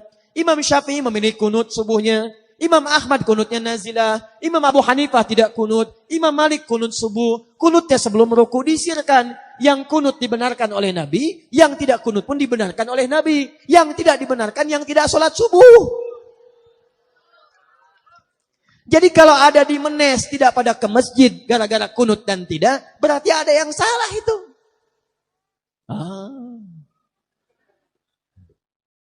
Betul? Makanya kalau orang sholat itu tidak akan lisannya dipakai mencela oleh orang lain. Tidak akan dipakai untuk maksiat kaki. Orang sholat, kaki berjalan pada yang baik-baik. Quran surah ke-25, ayat ke-63. Wa ibadur rahmanil ladzina yamshuna 'alal ardi hauna. Hamba Allah itu, yang sholat hamba Allah. Kata Allah kalau jalan, jalannya betul-betul bagus. Jalannya sopan. Kalau pakai kendaraan tertib. Ah, ini ke masjid, ke pengajian, jalan kebut-kebutan, pakai motor kebut. Polisi datang menunaikan tugas, prit, berhenti. Siapa? STNK? Ada Pak. SIM? Ada Pak. Tahu ada lampu merah? Tahu Pak. Kenapa melanggar? Saya tidak tahu ada Bapak. Padahal sholat, ada yang salah dalam sholatnya. Jadi kalau orang sholat itu pasti jadi baik. Rukun. Kalau ada orang sholat dalam kehidupan masih bermasalah dengan tetangganya, ada yang salah dalam sholatnya. Hati-hati Bu, hati-hati. Saya tunjuk ibu karena pernah zaman Nabi, ada perempuan rajin sholat, rajin berpuasa, tapi diadukan oleh tetangganya kepada Nabi. Kata Nabi, hiya finnar. Kalau tidak tobat, dia masuk neraka. Kenapa? Karena dia rajin mencela tetangganya. Rajin sholat, rajin puasa, rajin mencela. Buka hadis Muslim, nomor hadis 5611. Riwayat sahabat Abu Hurairah radhiyallahu taala anhu. Oleh Nabi disebut orang muflis, bangkrut. Atadrunal muflis, kata Nabi, tahukah kalian orang yang bangkrut itu? Qalu ya Rasulullah, al-muflisu fina ma la dirham lahu wa la mata'. Ya Rasulullah, yang kami tahu orang bangkrut itu yang tidak punya uang sepeser pun, sudah tidak punya aset sedikit pun. Kata Nabi, bukan itu. Al-muflisu min ummati. Orang bangkrut dari umatku itu. Perhatikan bahasa Nabinya. Bukan umat Nabi Musa, bukan umat Nabi Isa, tapi kata Nabi umatku. Ada orang yang ngaku umat Nabi Muhammad, di dunianya sholat, di dunianya puasa, tapi kata Nabi bangkrut pahalanya. Ya'ti yaumal qiyamati bisolatin. Datang di hari kiamat dengan pahala sholat yang banyak. Dirajin sholatnya. Sholat sunnah dikerjakan, tahajud dikerjakan, Masya Allah. Belum subuh sudah nunggu di masjid. Wasyamin, puasa rajin. Puasa Daud, puasa Senin, Kamis, Ayamul Bid. Wa zakatin, zakat tidak tertunda. Maaf. Wa ya'ti qad syatama hadza. Cuman sayang, dia juga rajin mencela orang lain. Rajin salat, rajin mencela. Wa qadhafa hadza, rajin menuduh orang lain. Wa akala mala hadza, rajin mengambil hak orang lain. Sekarang korupsi. Bahasa kerennya. Wa daraba hadza, senang berkelahi. Wa safaka dama hadza, ada yang menumpahkan darah dengan menyebut nama Allah. Tembak orang lain, Allahu Akbar. Bom orang lain, Allahu Akbar. Tanpa dengan kaidah yang dibenarkan. Kalau ada yang seperti itu, rajin sholat, rajin mencela, lihat kalimatnya. Tu'khadhu hadha min hasanati wa hadha min hasanatihi. Diambil pahala sholatnya, dipertemukan dengan dosa celaannya. Kalau bahasa singkatnya, kalau ada orang sholat kemudian mencela, maka pahala sholatnya ditransfer kepada yang dicela itu. Bapak keluar dari sholat, atau sekarang ibu sedang pengajian, baru selesai sholat, begitu selesai ngaji, membicarakan orang lain. Lihat tuh dia tuh. Kayaknya belum jadi ahli surga ya? Iya. Gak seperti kita.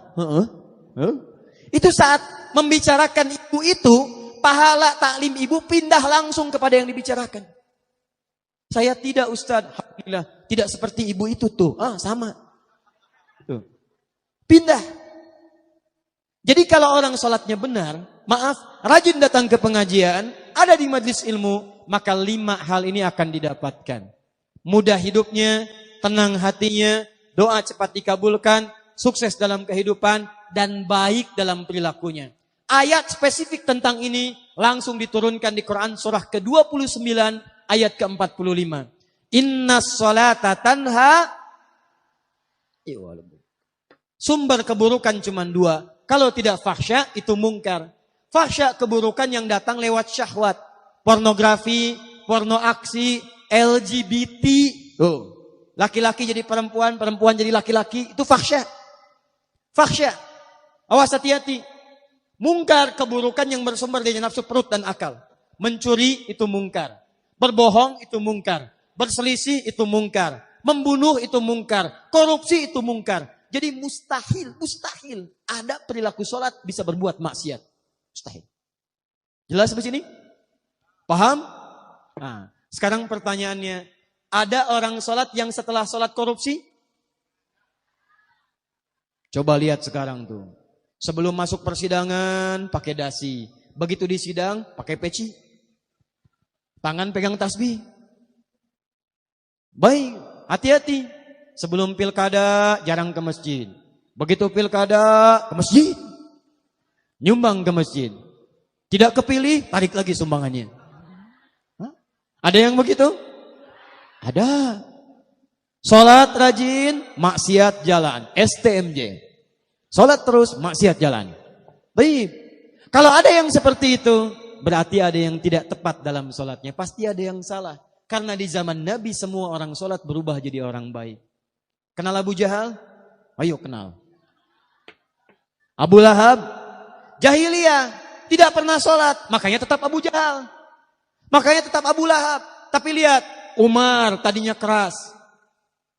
Umar itu jawara, Pak. Jawara zaman jahiliyah. Di jawara itu bukan zaman sekarang saja. Umar itu luar biasa. Pekerjaan Umar hampir tiap hari itu nantangin orang.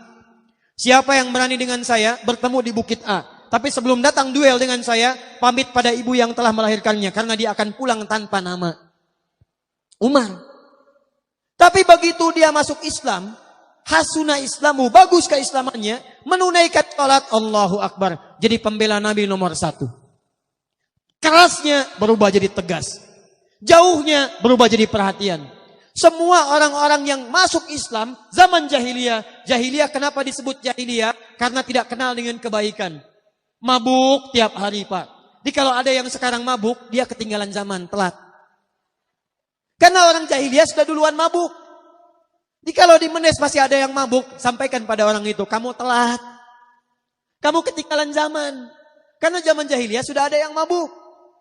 Kalau sekarang ada zaman orang masih berkelahi, senang tawuran, senang bertengkar, itu ketinggalan zaman. Zaman jahiliyah hampir tiap jam, Pak. Hampir tiap menit. Tapi hebatnya, diutus Nabi, diajarkan sholat. Yang tadinya mencela berubah mencinta. Yang memukul jadi merangkul. Yang jauh jadi dekat. Maaf, yang baragajul jadi baiknya luar biasa. Semua kemudian berubah jadi nilai-nilai kebaikan. Dengan apa? Sholat. Karena itulah amalan pertama yang diturunkan oleh Allah kepada Nabi dan umatnya. Itu bukan zakat, bukan puasa, bukan haji. Tapi sholat. Pertanyaannya, maaf, sholat subuh berapa rakaat zaman Nabi? Zaman Nabi? Tidak tahu, Allahu Akbar.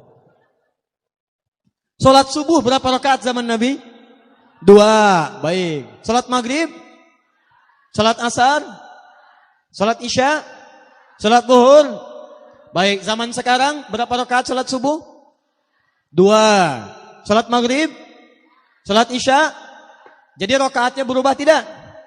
Zaman Nabi takbirnya kalimatnya apa? Zaman sekarang Allahu Akbar. Salamnya apa? Assalamualaikum. Zaman sekarang? Baik, sholatnya sama, rakaatnya sama, bacaannya sama. Pertanyaannya kenapa hasilnya beda? Zaman dulu orang sholat jadi baik. Kenapa zaman sekarang orang sholat jadi keluar dari kebaikan? Berarti ada cara yang tidak tepat dalam menunaikannya.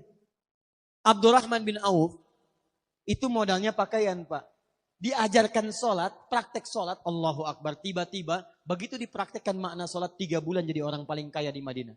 Setahun nomor 1 paling kaya. Kapaknya terbuat dari emas. Nah sekarang apa rahasianya bagaimana seseorang dengan sholatnya bisa mendapatkan 5 kemuliaan ini? Sukses, tenang, doa dikabulkan, jadi orang baik dan dekat dengan Allah Subhanahu wa taala. Disinilah kita akan baru memulai pengajian kita siang hari ini. Jadi ini baru dimulai ini ya. Boleh minum sebentar? Alhamdulillah. Jarang-jarang saya.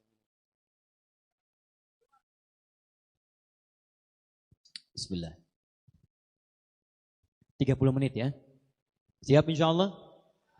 Baik.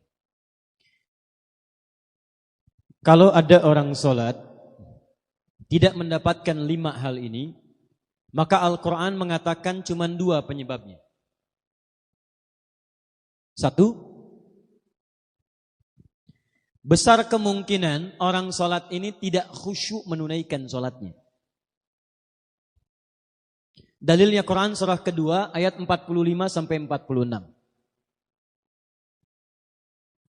2, maaf. Besar kemungkinan kata Al-Quran, orang sholat ini tidak paham, tidak mengerti apa yang dibaca dan dilakukan dalam sholatnya. Takbir tapi tidak paham bacaan takbir. Sujud tidak mengerti kenapa mesti sujud. Karena ternyata Bapak Ibu sekalian, mohon maaf, semua bacaan dan gerakan sholat itu ada artinya. Jadi kita bukan cuma bergerak dari mulai ngangkat takbir sampai salam. Ini ngangkat ada maknanya Pak. Dan Nabi mengajarkan itu. Makanya diatur posisi tangan, kenapa sejajar dengan bahu hadwaman kibaihi. Di Al-Bukhari sama dengan di Muslim nomor hadis 319. Di Al-Bukhari nomor hadis 711. Kemudian ada yang sejajar dengan daun telinga. Di An-Nasai nomor hadis 1101. Kenapa bacaannya Allahu Akbar? Abu Daud nomor hadis 857. Kenapa tangannya disimpan yang kanan menutup punggung yang kiri? Ini ada maknanya. An-Nasai nomor hadis 866. Kenapa bacaan doa iftitahnya ada sampai dengan 11 doa? Ada yang Allahumma ba'id, ada yang wajjahtu, ada yang bacaan singkat, dan seterusnya. Kenapa rukunya sampai sejajar dari ujung kepala sampai dengan bagian belakang tubuh? Semua ternyata ada maknanya.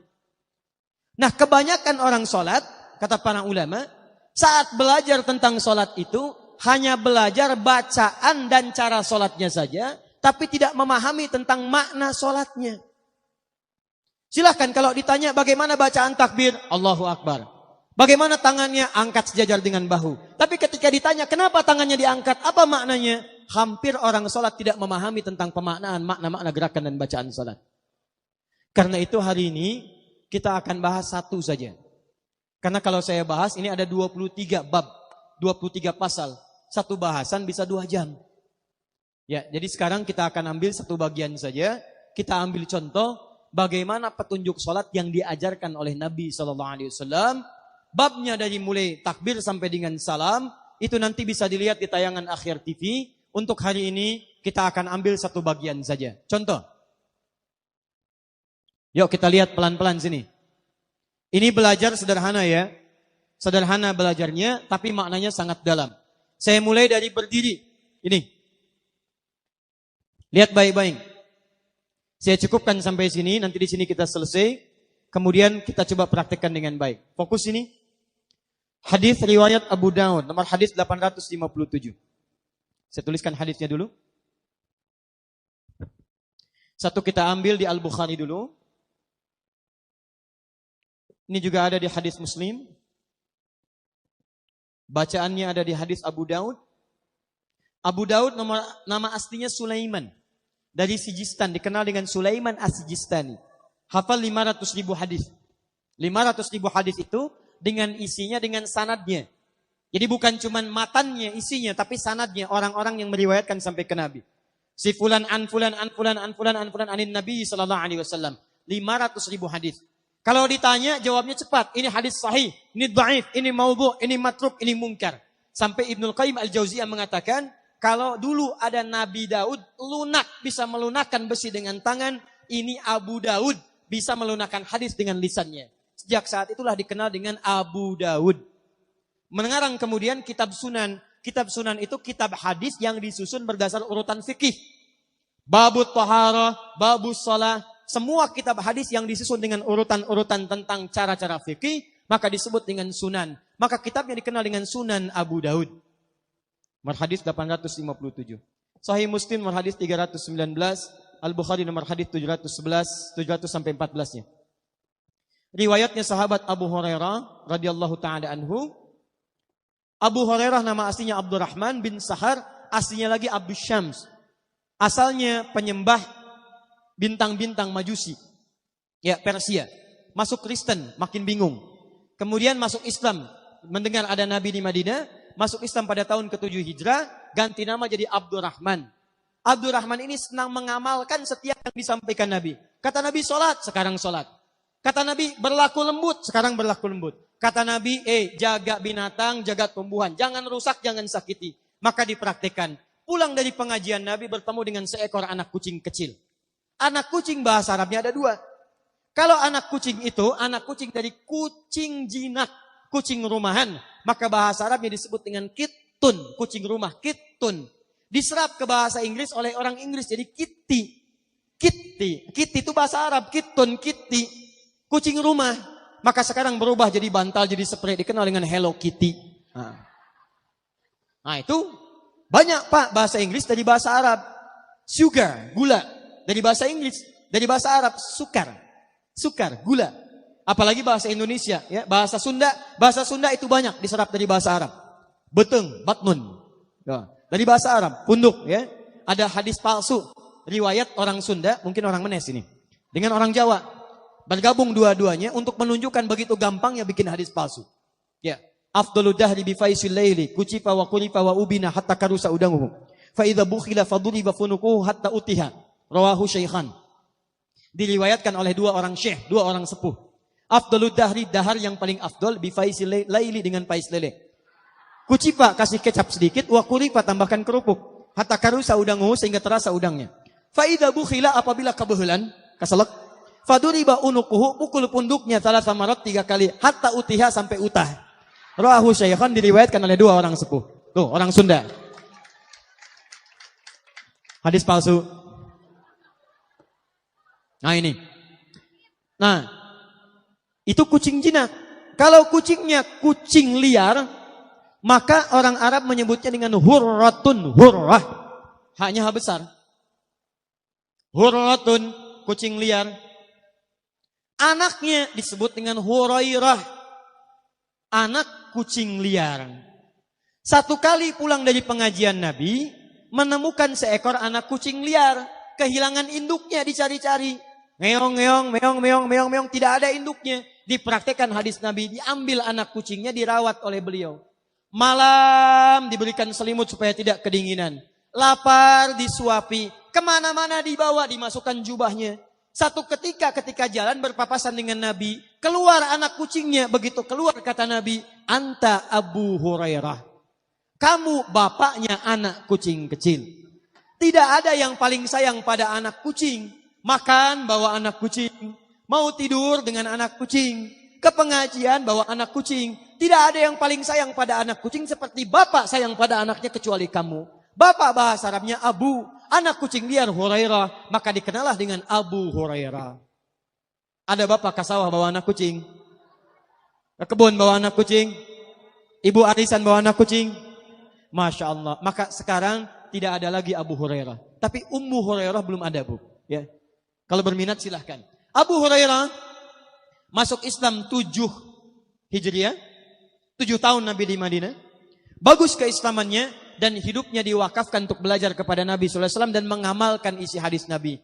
Wafat Nabi 3 tahun setelah itu sudah hafal 7.000 hadis dalam 3 tahun. Di antara hadis yang dihafalkan, ini yang diriwayatkan pada kita tentang cara memulai sholat, seperti apa berdiri dalam sholat. Hadis ini diriwayatkan oleh sahabat Abu Hurairah, mengisahkan tentang seorang sahabat bernama Khallad bin Rafi Az-Zuraiqi. Khallad bin Rafi Az-Zuraiqi. Kisahnya disebutkan juga di kitab Subulus Salam, di kitab salat, kalau sama cetakan dengan saya, di jilid yang kedua, di halaman 39, paling kanan di paragraf yang kedua. Baik, perhatikan baik-baik, fokus.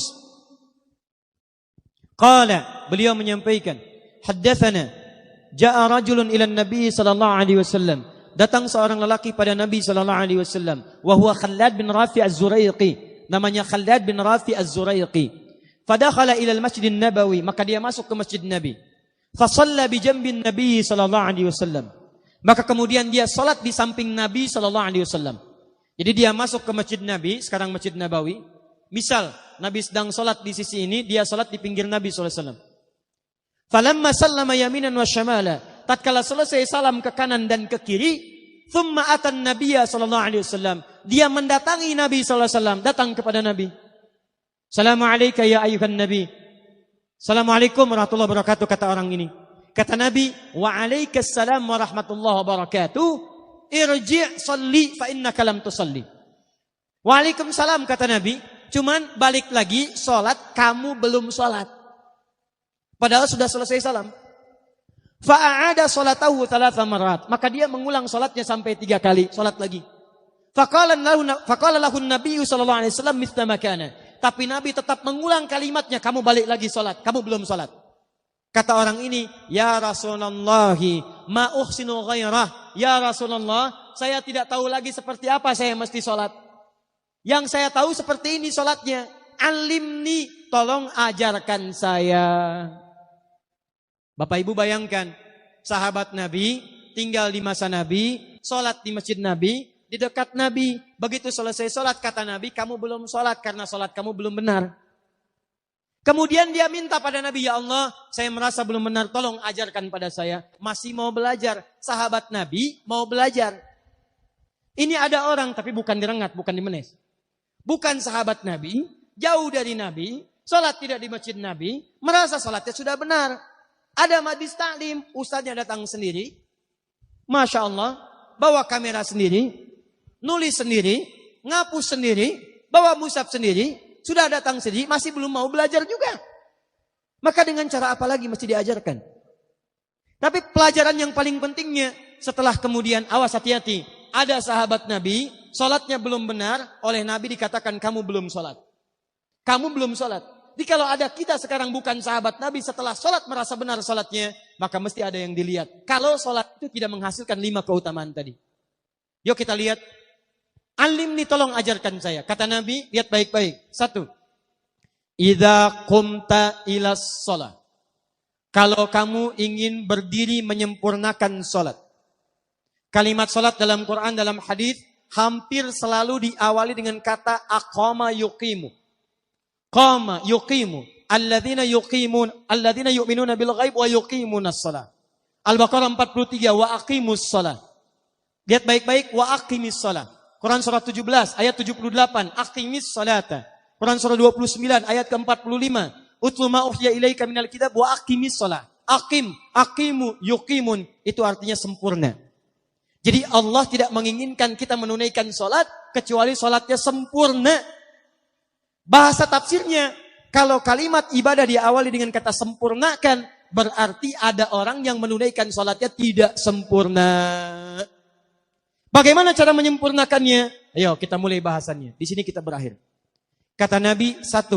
Asbighul wudu. Kalau salat kamu ingin sempurna, maka sempurnakan dulu wudunya. Awas hati-hati Bu ya. Bu. Lihat baik-baik. Kata para ahli hadis, kenapa Nabi mengajarkan wudu dulu? Padahal orang ini yang salahnya salatnya. Kenapa wudunya yang diajarkan? Kata para ahli hadis, ini menunjukkan ada kaitan antara wudu dengan sholat. Kalau orang benar wudunya, pasti benar sholatnya. Kalau orang wudunya salah, akan berdampak pada tidak sempurna sholatnya.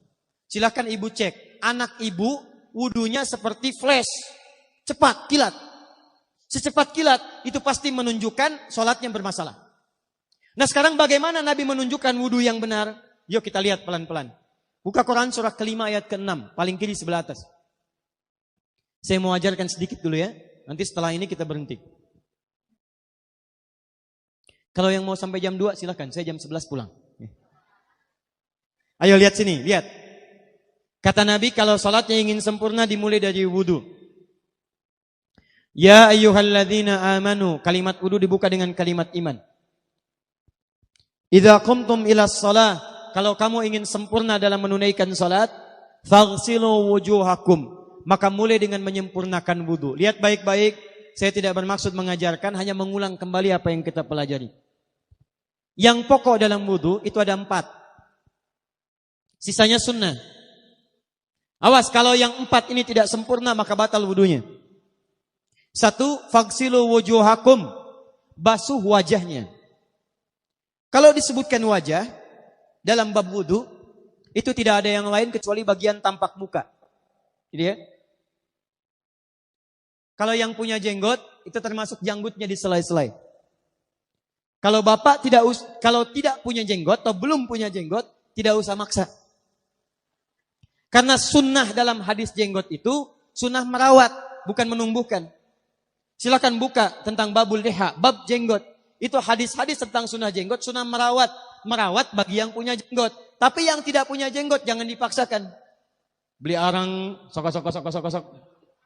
Beli timun, tidak usah. Ya, tapi kalau ada jenggotnya silakan rawat dengan baik supaya menampakkan nilai-nilai kemuliaan. Tahan. Sekarang kita mulai. Bagaimana cara berwudu yang baik? Perhatikan baik-baik. Kata Quran faghsilu, membasuh wajah. Kalimat Qurannya menggunakan kata ghasala. Ghasala itu ambil airnya, tumpahkan di tempat yang dibasuh. Ambil airnya, tumpahkan di tempat yang dibasuh. Mohon izin, tahan sebentar. Mas, sini mas. Cik, punten ya, yang kan bantosan, dia sekedap. Sifat wudu cuma ada 3. 1, pakai keran. 2, pakai gayung. 3, air yang mengalir. Ya, seperti di sungai ada air mengalir itu nggak ada masalah. Tapi kalau menggunakan gayung atau semisalnya, Nabi itu diriwayatkan dalam hadis itu sangat menghemat air. Bahkan pernah beliau kemudian berwudu, kalau kita kemudian hitung itu hanya sejumlah Pak, seaqua gelas Pak, cukup. Atau yang kedua menggunakan keran ya. Kalau sekarang kita ada keran, contoh ini kerannya. Ya. Kerannya agak tinggi sedikit. Nah. Dan kita sesuaikan. Ambil airnya. Misal contoh. Ghasala itu bukan ditumpahkan. Ambil air. Tumpahkan di tempat yang akan dibasuh begini. Yang telunjuk itu kemudian menghapus atau menghilangkan kotoran di sela-sela mata. Contoh. Yang jempol menghilangkan kotoran di sela-sela telinga bagian belakang di sini. Ya. Jadi kalau misalnya saya mulai ambil airnya, kemudian saya tumpahkan di sini, yang telunjuk membersihkan di jari-jari di sini, di sela-sela mata, yang jempol kemudian membersihkan di sela-sela di bawah telinga sini. Kemudian di selesai. 1. Tahan sebentar ya, ini praktek dulu sebentar. 2. Wa aidiakum ilal marafiq, ini yang sering keliru.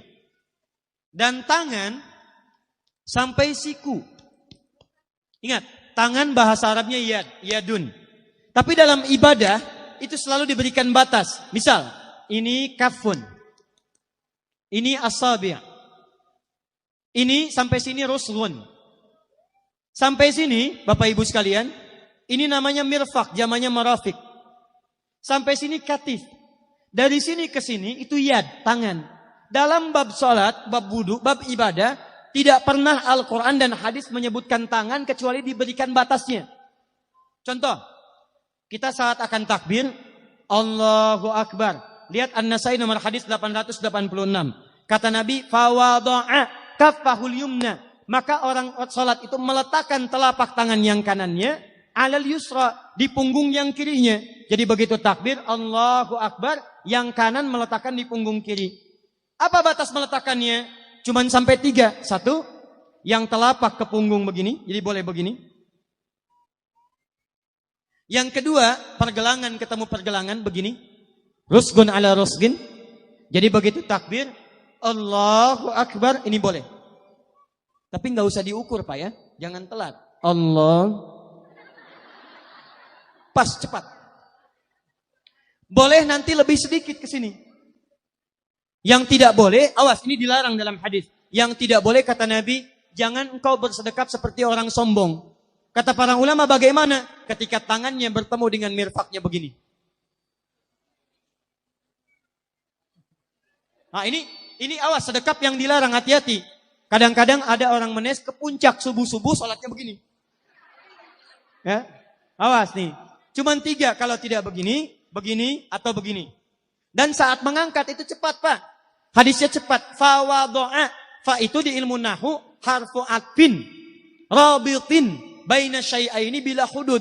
Huruf yang menyambungkan 2 peristiwa tanpa jeda, cepat. Jadi antara mengangkat dengan meletakkan langsung angkat Allahu Akbar. Tidak ada gerakan lain. Maaf, saya tidak bermaksud menyalahkan. Saya alhamdulillah ada koleksi 1235 kitab hadis. Saya mencari gerakan dari ngangkat ke meletakkan begini, tidak menemukan gerakan lain. Karena itu jangankan hadis-hadis yang sahih, di kitab hadis palsu pun pemalsu hadis tidak tertarik memasukkan hadis ini. Saking jelas jadi saat mengangkat langsung begini. Kenapa saya penting terangkan? Karena ada sebagian saudara-saudara kita merasa tidak enak. Ustaz, kalau saya takbir masa kiri duluan? Sedangkan kiri kurang bagus, yang bagus kanan. Saya mah pengennya begini aja lah. Begitu takbir, kanan duluan baru tutup dengan kiri. Jadi begitu diangkat, Allah, kanan masuk, kiri begini tutup.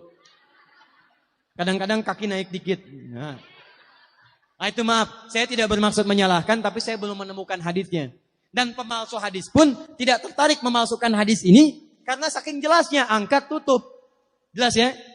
Nah, sekarang lihat sini. Dalam bab wudu bahasa Qur'annya mengatakan wa aidiakum ilal marafiq, dari tangan sampai siku.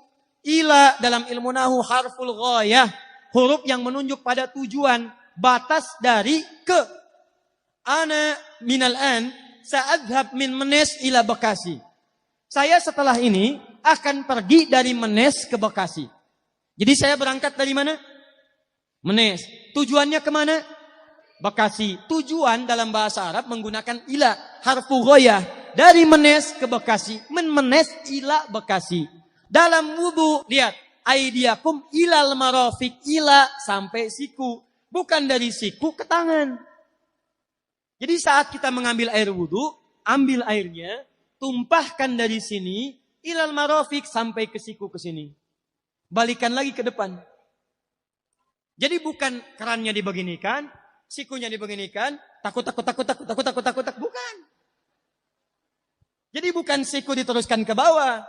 Yang tepat itu ambil airnya, kemudian basuh dari sini sampai dengan ke sikunya. Hati-hati, ini ada maknanya. Dan jika benar di hadis Muslim, jika orang wudunya benar seperti ini, maka bersamaan dengan jatuhnya air wudu itu, jatuh pula dosa-dosa dan kotoran yang melekat pada anggota tubuhnya.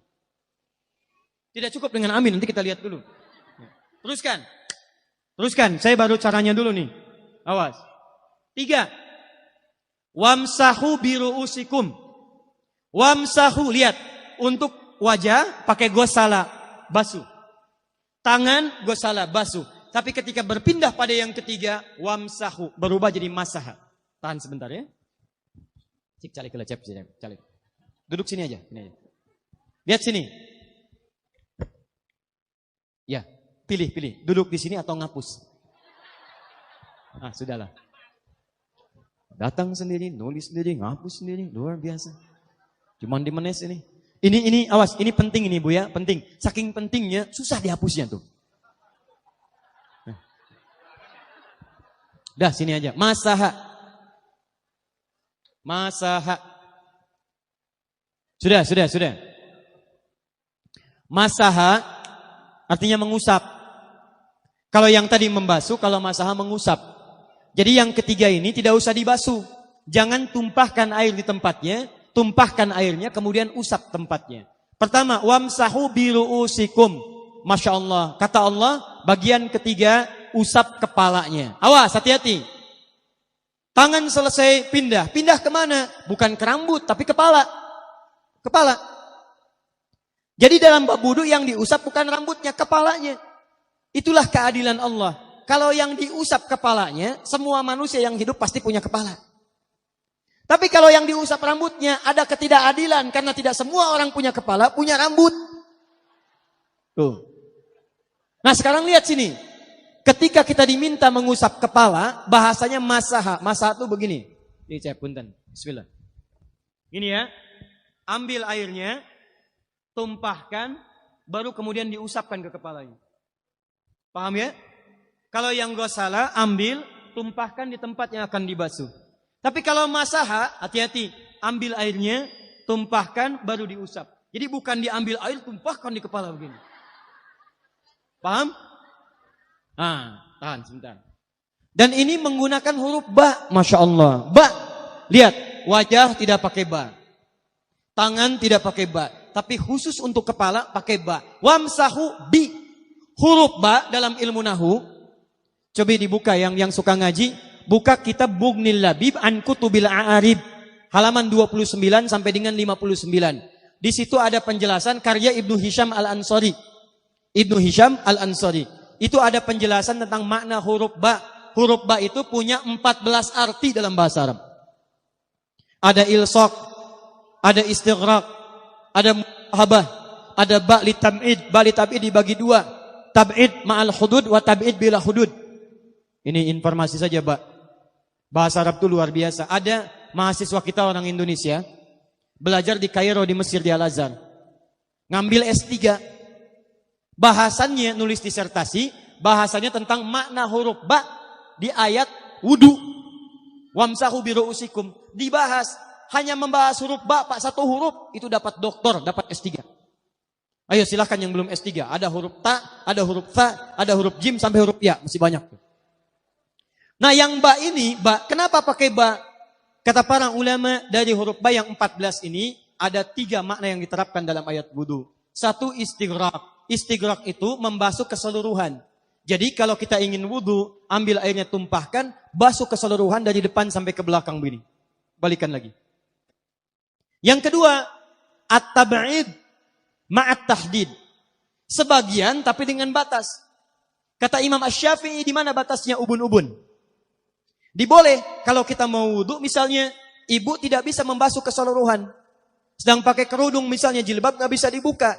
Tempat wudunya terbuka. Anda tinggal ambil air wudu, kemudian tumpahkan sedikit, boleh diusapkan bagian kepala sampai ubun-ubun. Sah wudunya. 3. At-tab'id min duni tahdid. Sepanjang disebut bagian kepala. Masuk kepala nggak ada batas. Ini kepala bukan? Ini kepala? Ini kepala? Nah, jadi kalau Anda berwudu mengusap bagian kepala, itu sudah sah. Walaupun bagian tertentu diusap di kepalanya.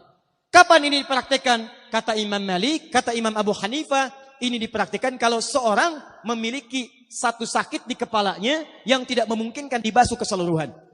Misal, mohon maaf, ya ada orang misalnya, mohon maaf ya, tiba-tiba sedang jalan di kebun, tuh jatuh duren. Anak duren lah ya, jangan durennya yang besar. Tiba-tiba nimpa misalnya, duren teh bahasa rangatnya kadu, Bu, ya. Kadupak, kaduhung, ya, dan seterusnya. Kadu. Nah, nimpa kepalanya, bocor misalnya. Kemudian dalam bocor itu diperban, kata dokter tidak boleh kena air. Saat bagian kepala yang tidak boleh kena air itu, bukan berarti wudunya kemudian bisa batal atau boleh tayamum karena tidak bisa mengusap kepala. Kata para ulama, boleh dia mengusap bagian kepala yang lain yang tidak terluka. Itulah kenapa Allah memberikan huruf ba di sini untuk kemudahan bagi kita dalam menunaikan wudu. Tapi pastinya yang dibasuh kepalanya bukan rambutnya. Jadi kalau ada laki-laki sudah dandan, sisiran, rapi, tiba-tiba keran dibuka, yang diusap cuma rambutnya, ulak. Itu batal wudunya. Tidak sah. Harus diulang. Terakhir kaki. Kaki dibasuh sampai dengan bagian mata kakinya, dan ini tidak perlu saya terangkan karena mudah bagi kita untuk mempraktekannya. Tapi yang ingin saya jelaskan, satu ini saja. Perhatikan baik-baik. Yang 4 ini wajib wudu. Tambahannya sunnah. Niat dimasukkan dalam wajibnya. Lihat sini. Kumur-kumur, sunnah. Telinga, sunnah. Istinsyak, sunnah. Yang 4 ini wajib. tapi terlepas dari wajib dan sunnahnya, perhatikan baik-baik. Kenapa ini disebut dengan wudu? Dan hebatnya, Al-Quran mengistilahkannya dengan tohara. Tohara. Apa itu tohara? Apa itu suci? Tohara. Apa itu tohara? Suci. Apa itu suci? Tohara.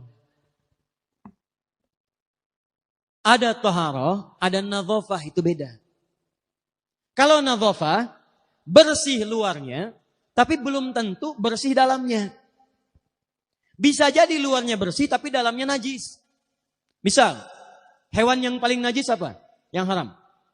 Misal, hewan tadi itu, hewan babi misalnya, misal, dibersihkan, dimandikan, disisir, sampai bersih. Bersih tidak? Bersih, bersih. Tapi halal tidak? Suci tidak? Tidak. Al-khinziru nadhifun walakinnahu ghairu tahir. Babinya bisa bersih tapi tetap tidak halal, tidak suci dia. Tetap haram, tetap najis. Paham? Tapi kalau bersih luarnya dan suci dalamnya, maka kalimatnya berubah dari nadhafah jadi tohara. Tohara. Orangnya disebut dengan tahir.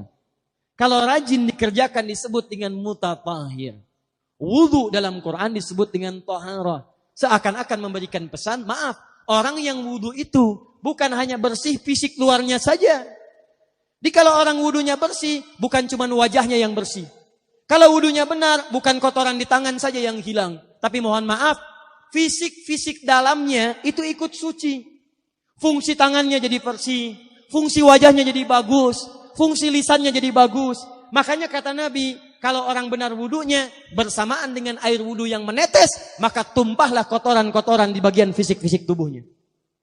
Jadi kalau kita benar wudunya kumur-kumur, kukumur, masukkan misalnya masukkan, keluarkan, bersamaan dengan keluarnya air itu, maka kotoran-kotoran di lisan pun ikut keluar. Tangan dibasuh, bersamaan dengan dibasuhnya tangan, fungsi tangan yang kotor-kotor itu ikut hilang. Hadis Muslim. Makanya orang yang setelah selesai wudu dia berdoa, apa wudunya? Apa doa wudunya? Asyhadu an la ilaha wa asyhadu anna Muhammadan Allahumma minat waj'alni minal, lihat sini, minal mutatahhirin, minat tawabin. Lihat. Bapak Ibu kan baru wudu, tapi kenapa doanya selesai tobat? Allahumma ja'alni minat tawabin. Ya Allah, jadikan saya termasuk orang tobat. Kita kan baru wudu, kenapa doanya baru selesai tobat?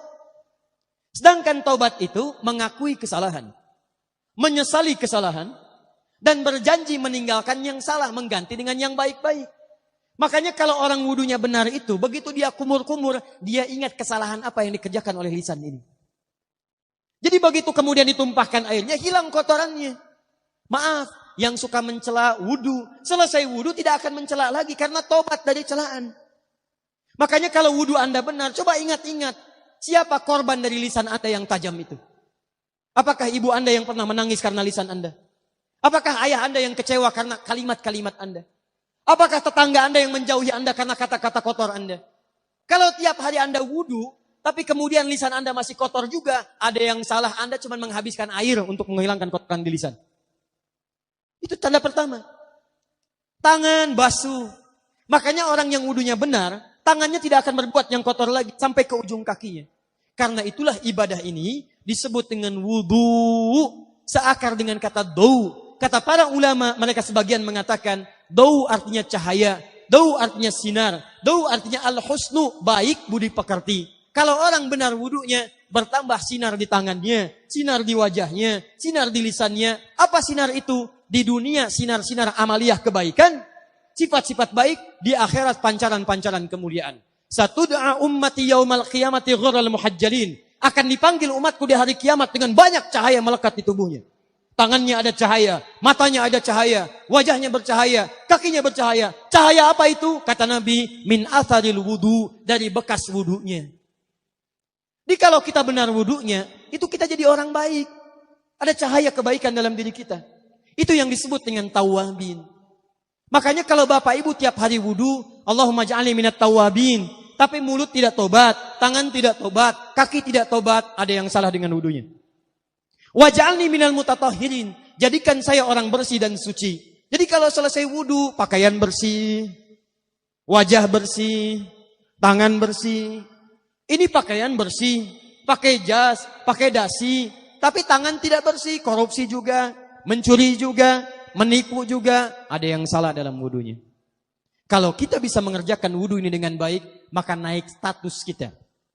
Disebut sebagai, langsung oleh Al-Quran, disebut hamba yang dicintai oleh Allah Subhanahu wa ta'ala.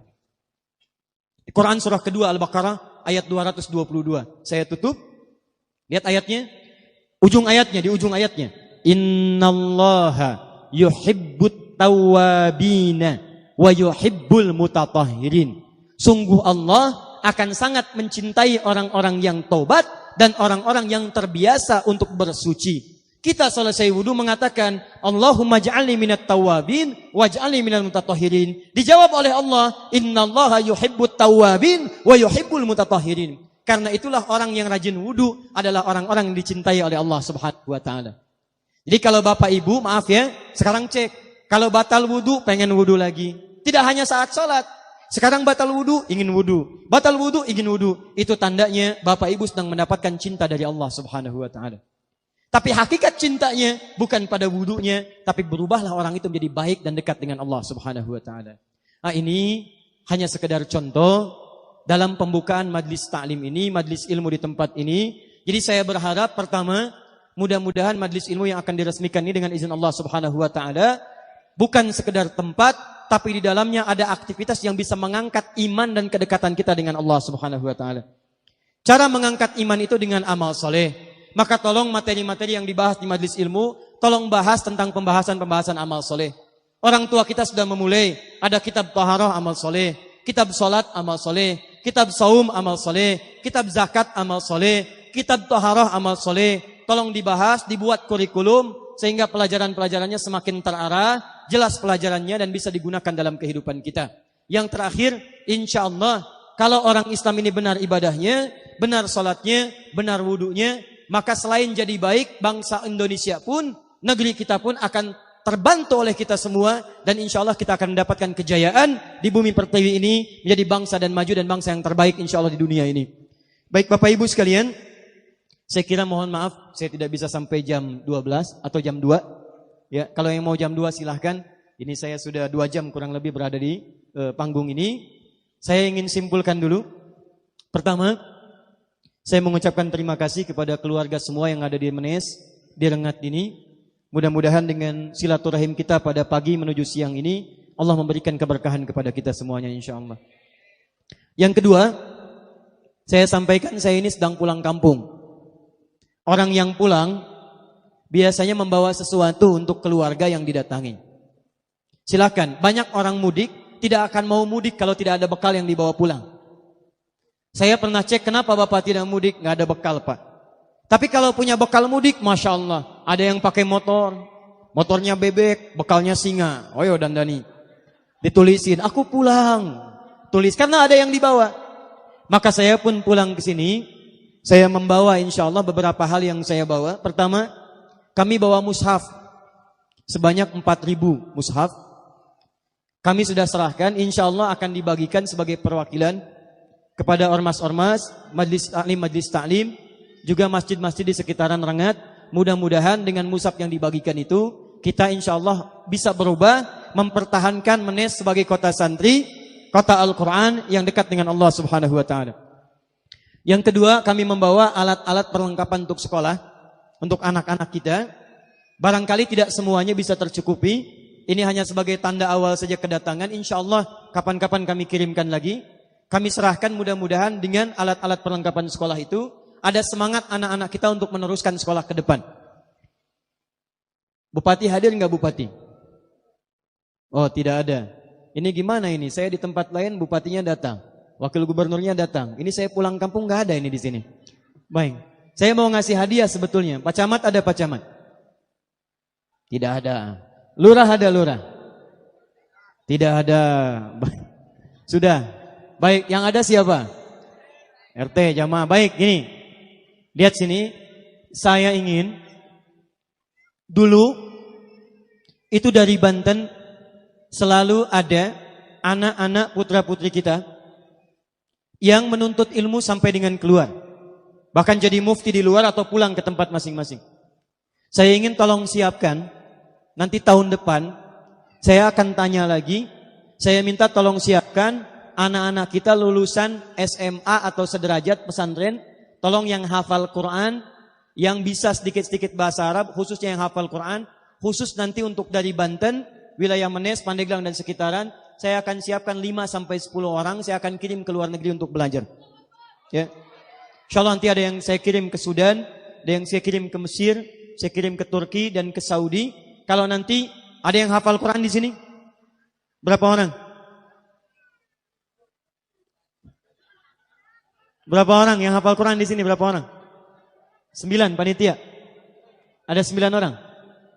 Udah, yang 9 orang yang hafal Quran 9 orang, masing-masing kami berikan hadiah 1 juta rupiah. Tuh yang hafal Quran. Tahun depan nanti kita kirimkan, nanti saya kasih tahu ini penerimaannya di kampus ini untuk laki-laki di sini, perempuan di sini, ya. Nanti insya Allah kami sampaikan harus ada yang berangkat. Oh, ini hafal berapa juz? 10 orang. Yang 30 juz mana?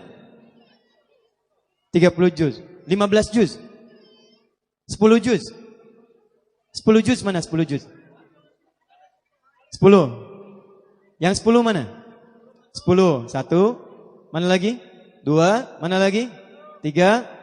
4. 5. Ada 5 orang. Baik. Yang 10 juz. Yang 10 juz. Sekali lagi mana? 1. 2. 3. 4. 5. Ada 5 orang. Ya. Masing-masing yang 10 juz. InsyaAllah 5 orang mendapatkan 5 juta rupiah. Yang 4 juz, mana 4 juz? 4 juz. Nggak ada. 3 juz. 3 juz, 1, 2. Ya, yang 3 juz 2 juta. Ah ya. Baik, saya ulang ya. Yang 10 juz, tolong Pak nanti dicatat masing-masing 5 juta. Yang 3 juz, masing-masing 2 juta. Yang 1 juz 1 juta. Yang 30 juz mana? 30 juz. 30. 30 juz. Saya tes dulu sini.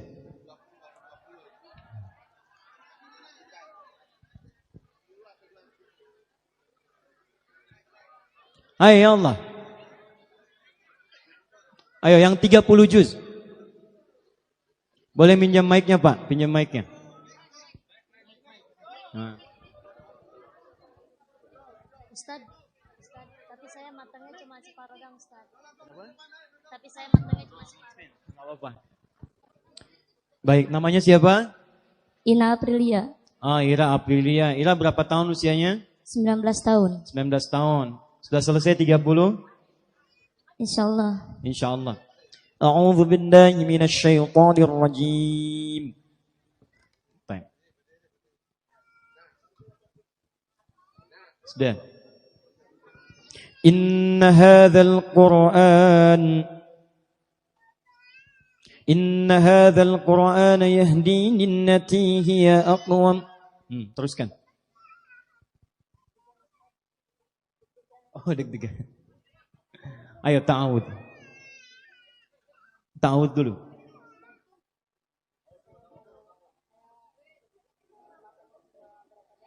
Berapa juz? Berapa yang mungkin?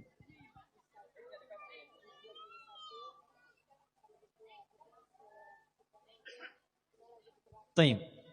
30 juz yang mungkin ada beberapa juz, kita tek juz pertama. Ya, juz 1 ya.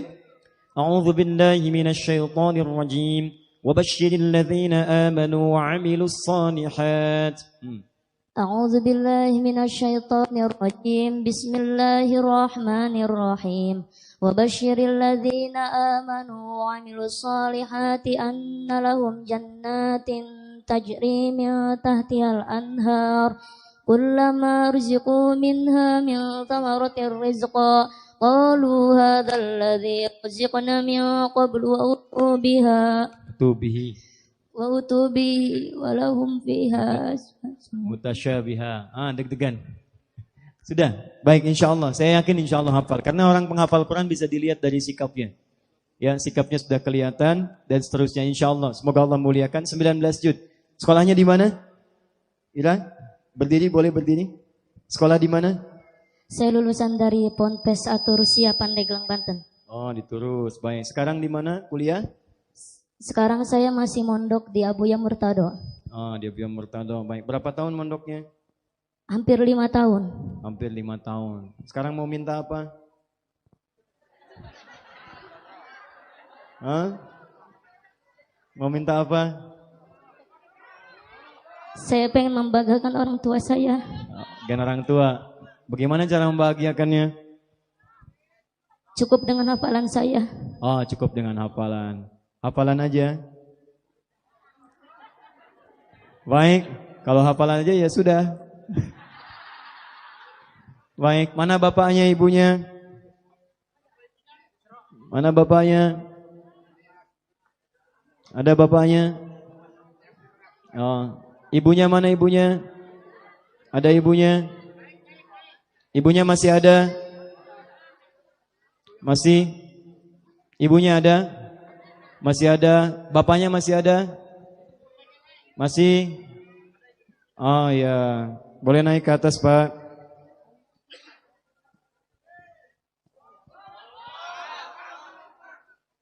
Mangga Pak.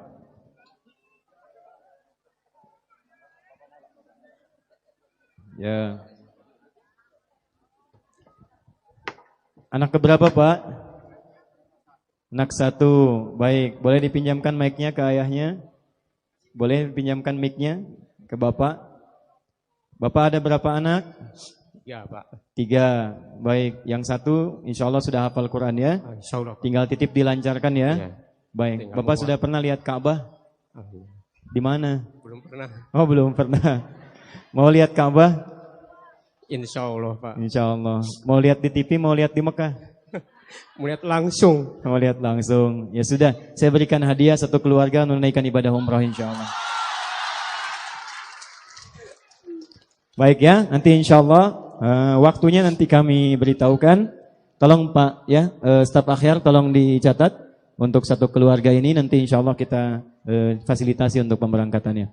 Baik, Pak, selamat ya. Tolong dijaga ya. Silakan bisa kembali ke tempatnya masing-masing dan semoga Allah muliakan keseluruhannya. Baik Bapak Ibu sekalian, saya kira itu yang bisa kami sampaikan dalam kesempatan hari ini. Jazakumullah khair, insyaallah. Mudah-mudahan ada manfaatnya. Dan saya punya permohonan pada keluarga kami. Uak kami, saya lahir juga di Pandeglang. Ibu saya dari Menes dan keluarga besar kami juga dari Menes. Di antara keluarga kami ada Kiai Haji Hafidh Usman almarhum, Allah yarham, adiknya Kiai Haji Suhri Usman dan hadir bersama kami. Saya kira untuk menutup doa dalam kesempatan ini, mohon berkenan kepada uak kami atau dari keluarga kami untuk bisa berkenan menutup doa pada kesempatan kali hari. Mohon Pak Kiai, Pak Kiai Suhri. Penyerahan, ya, nggak apa-apa. Ada.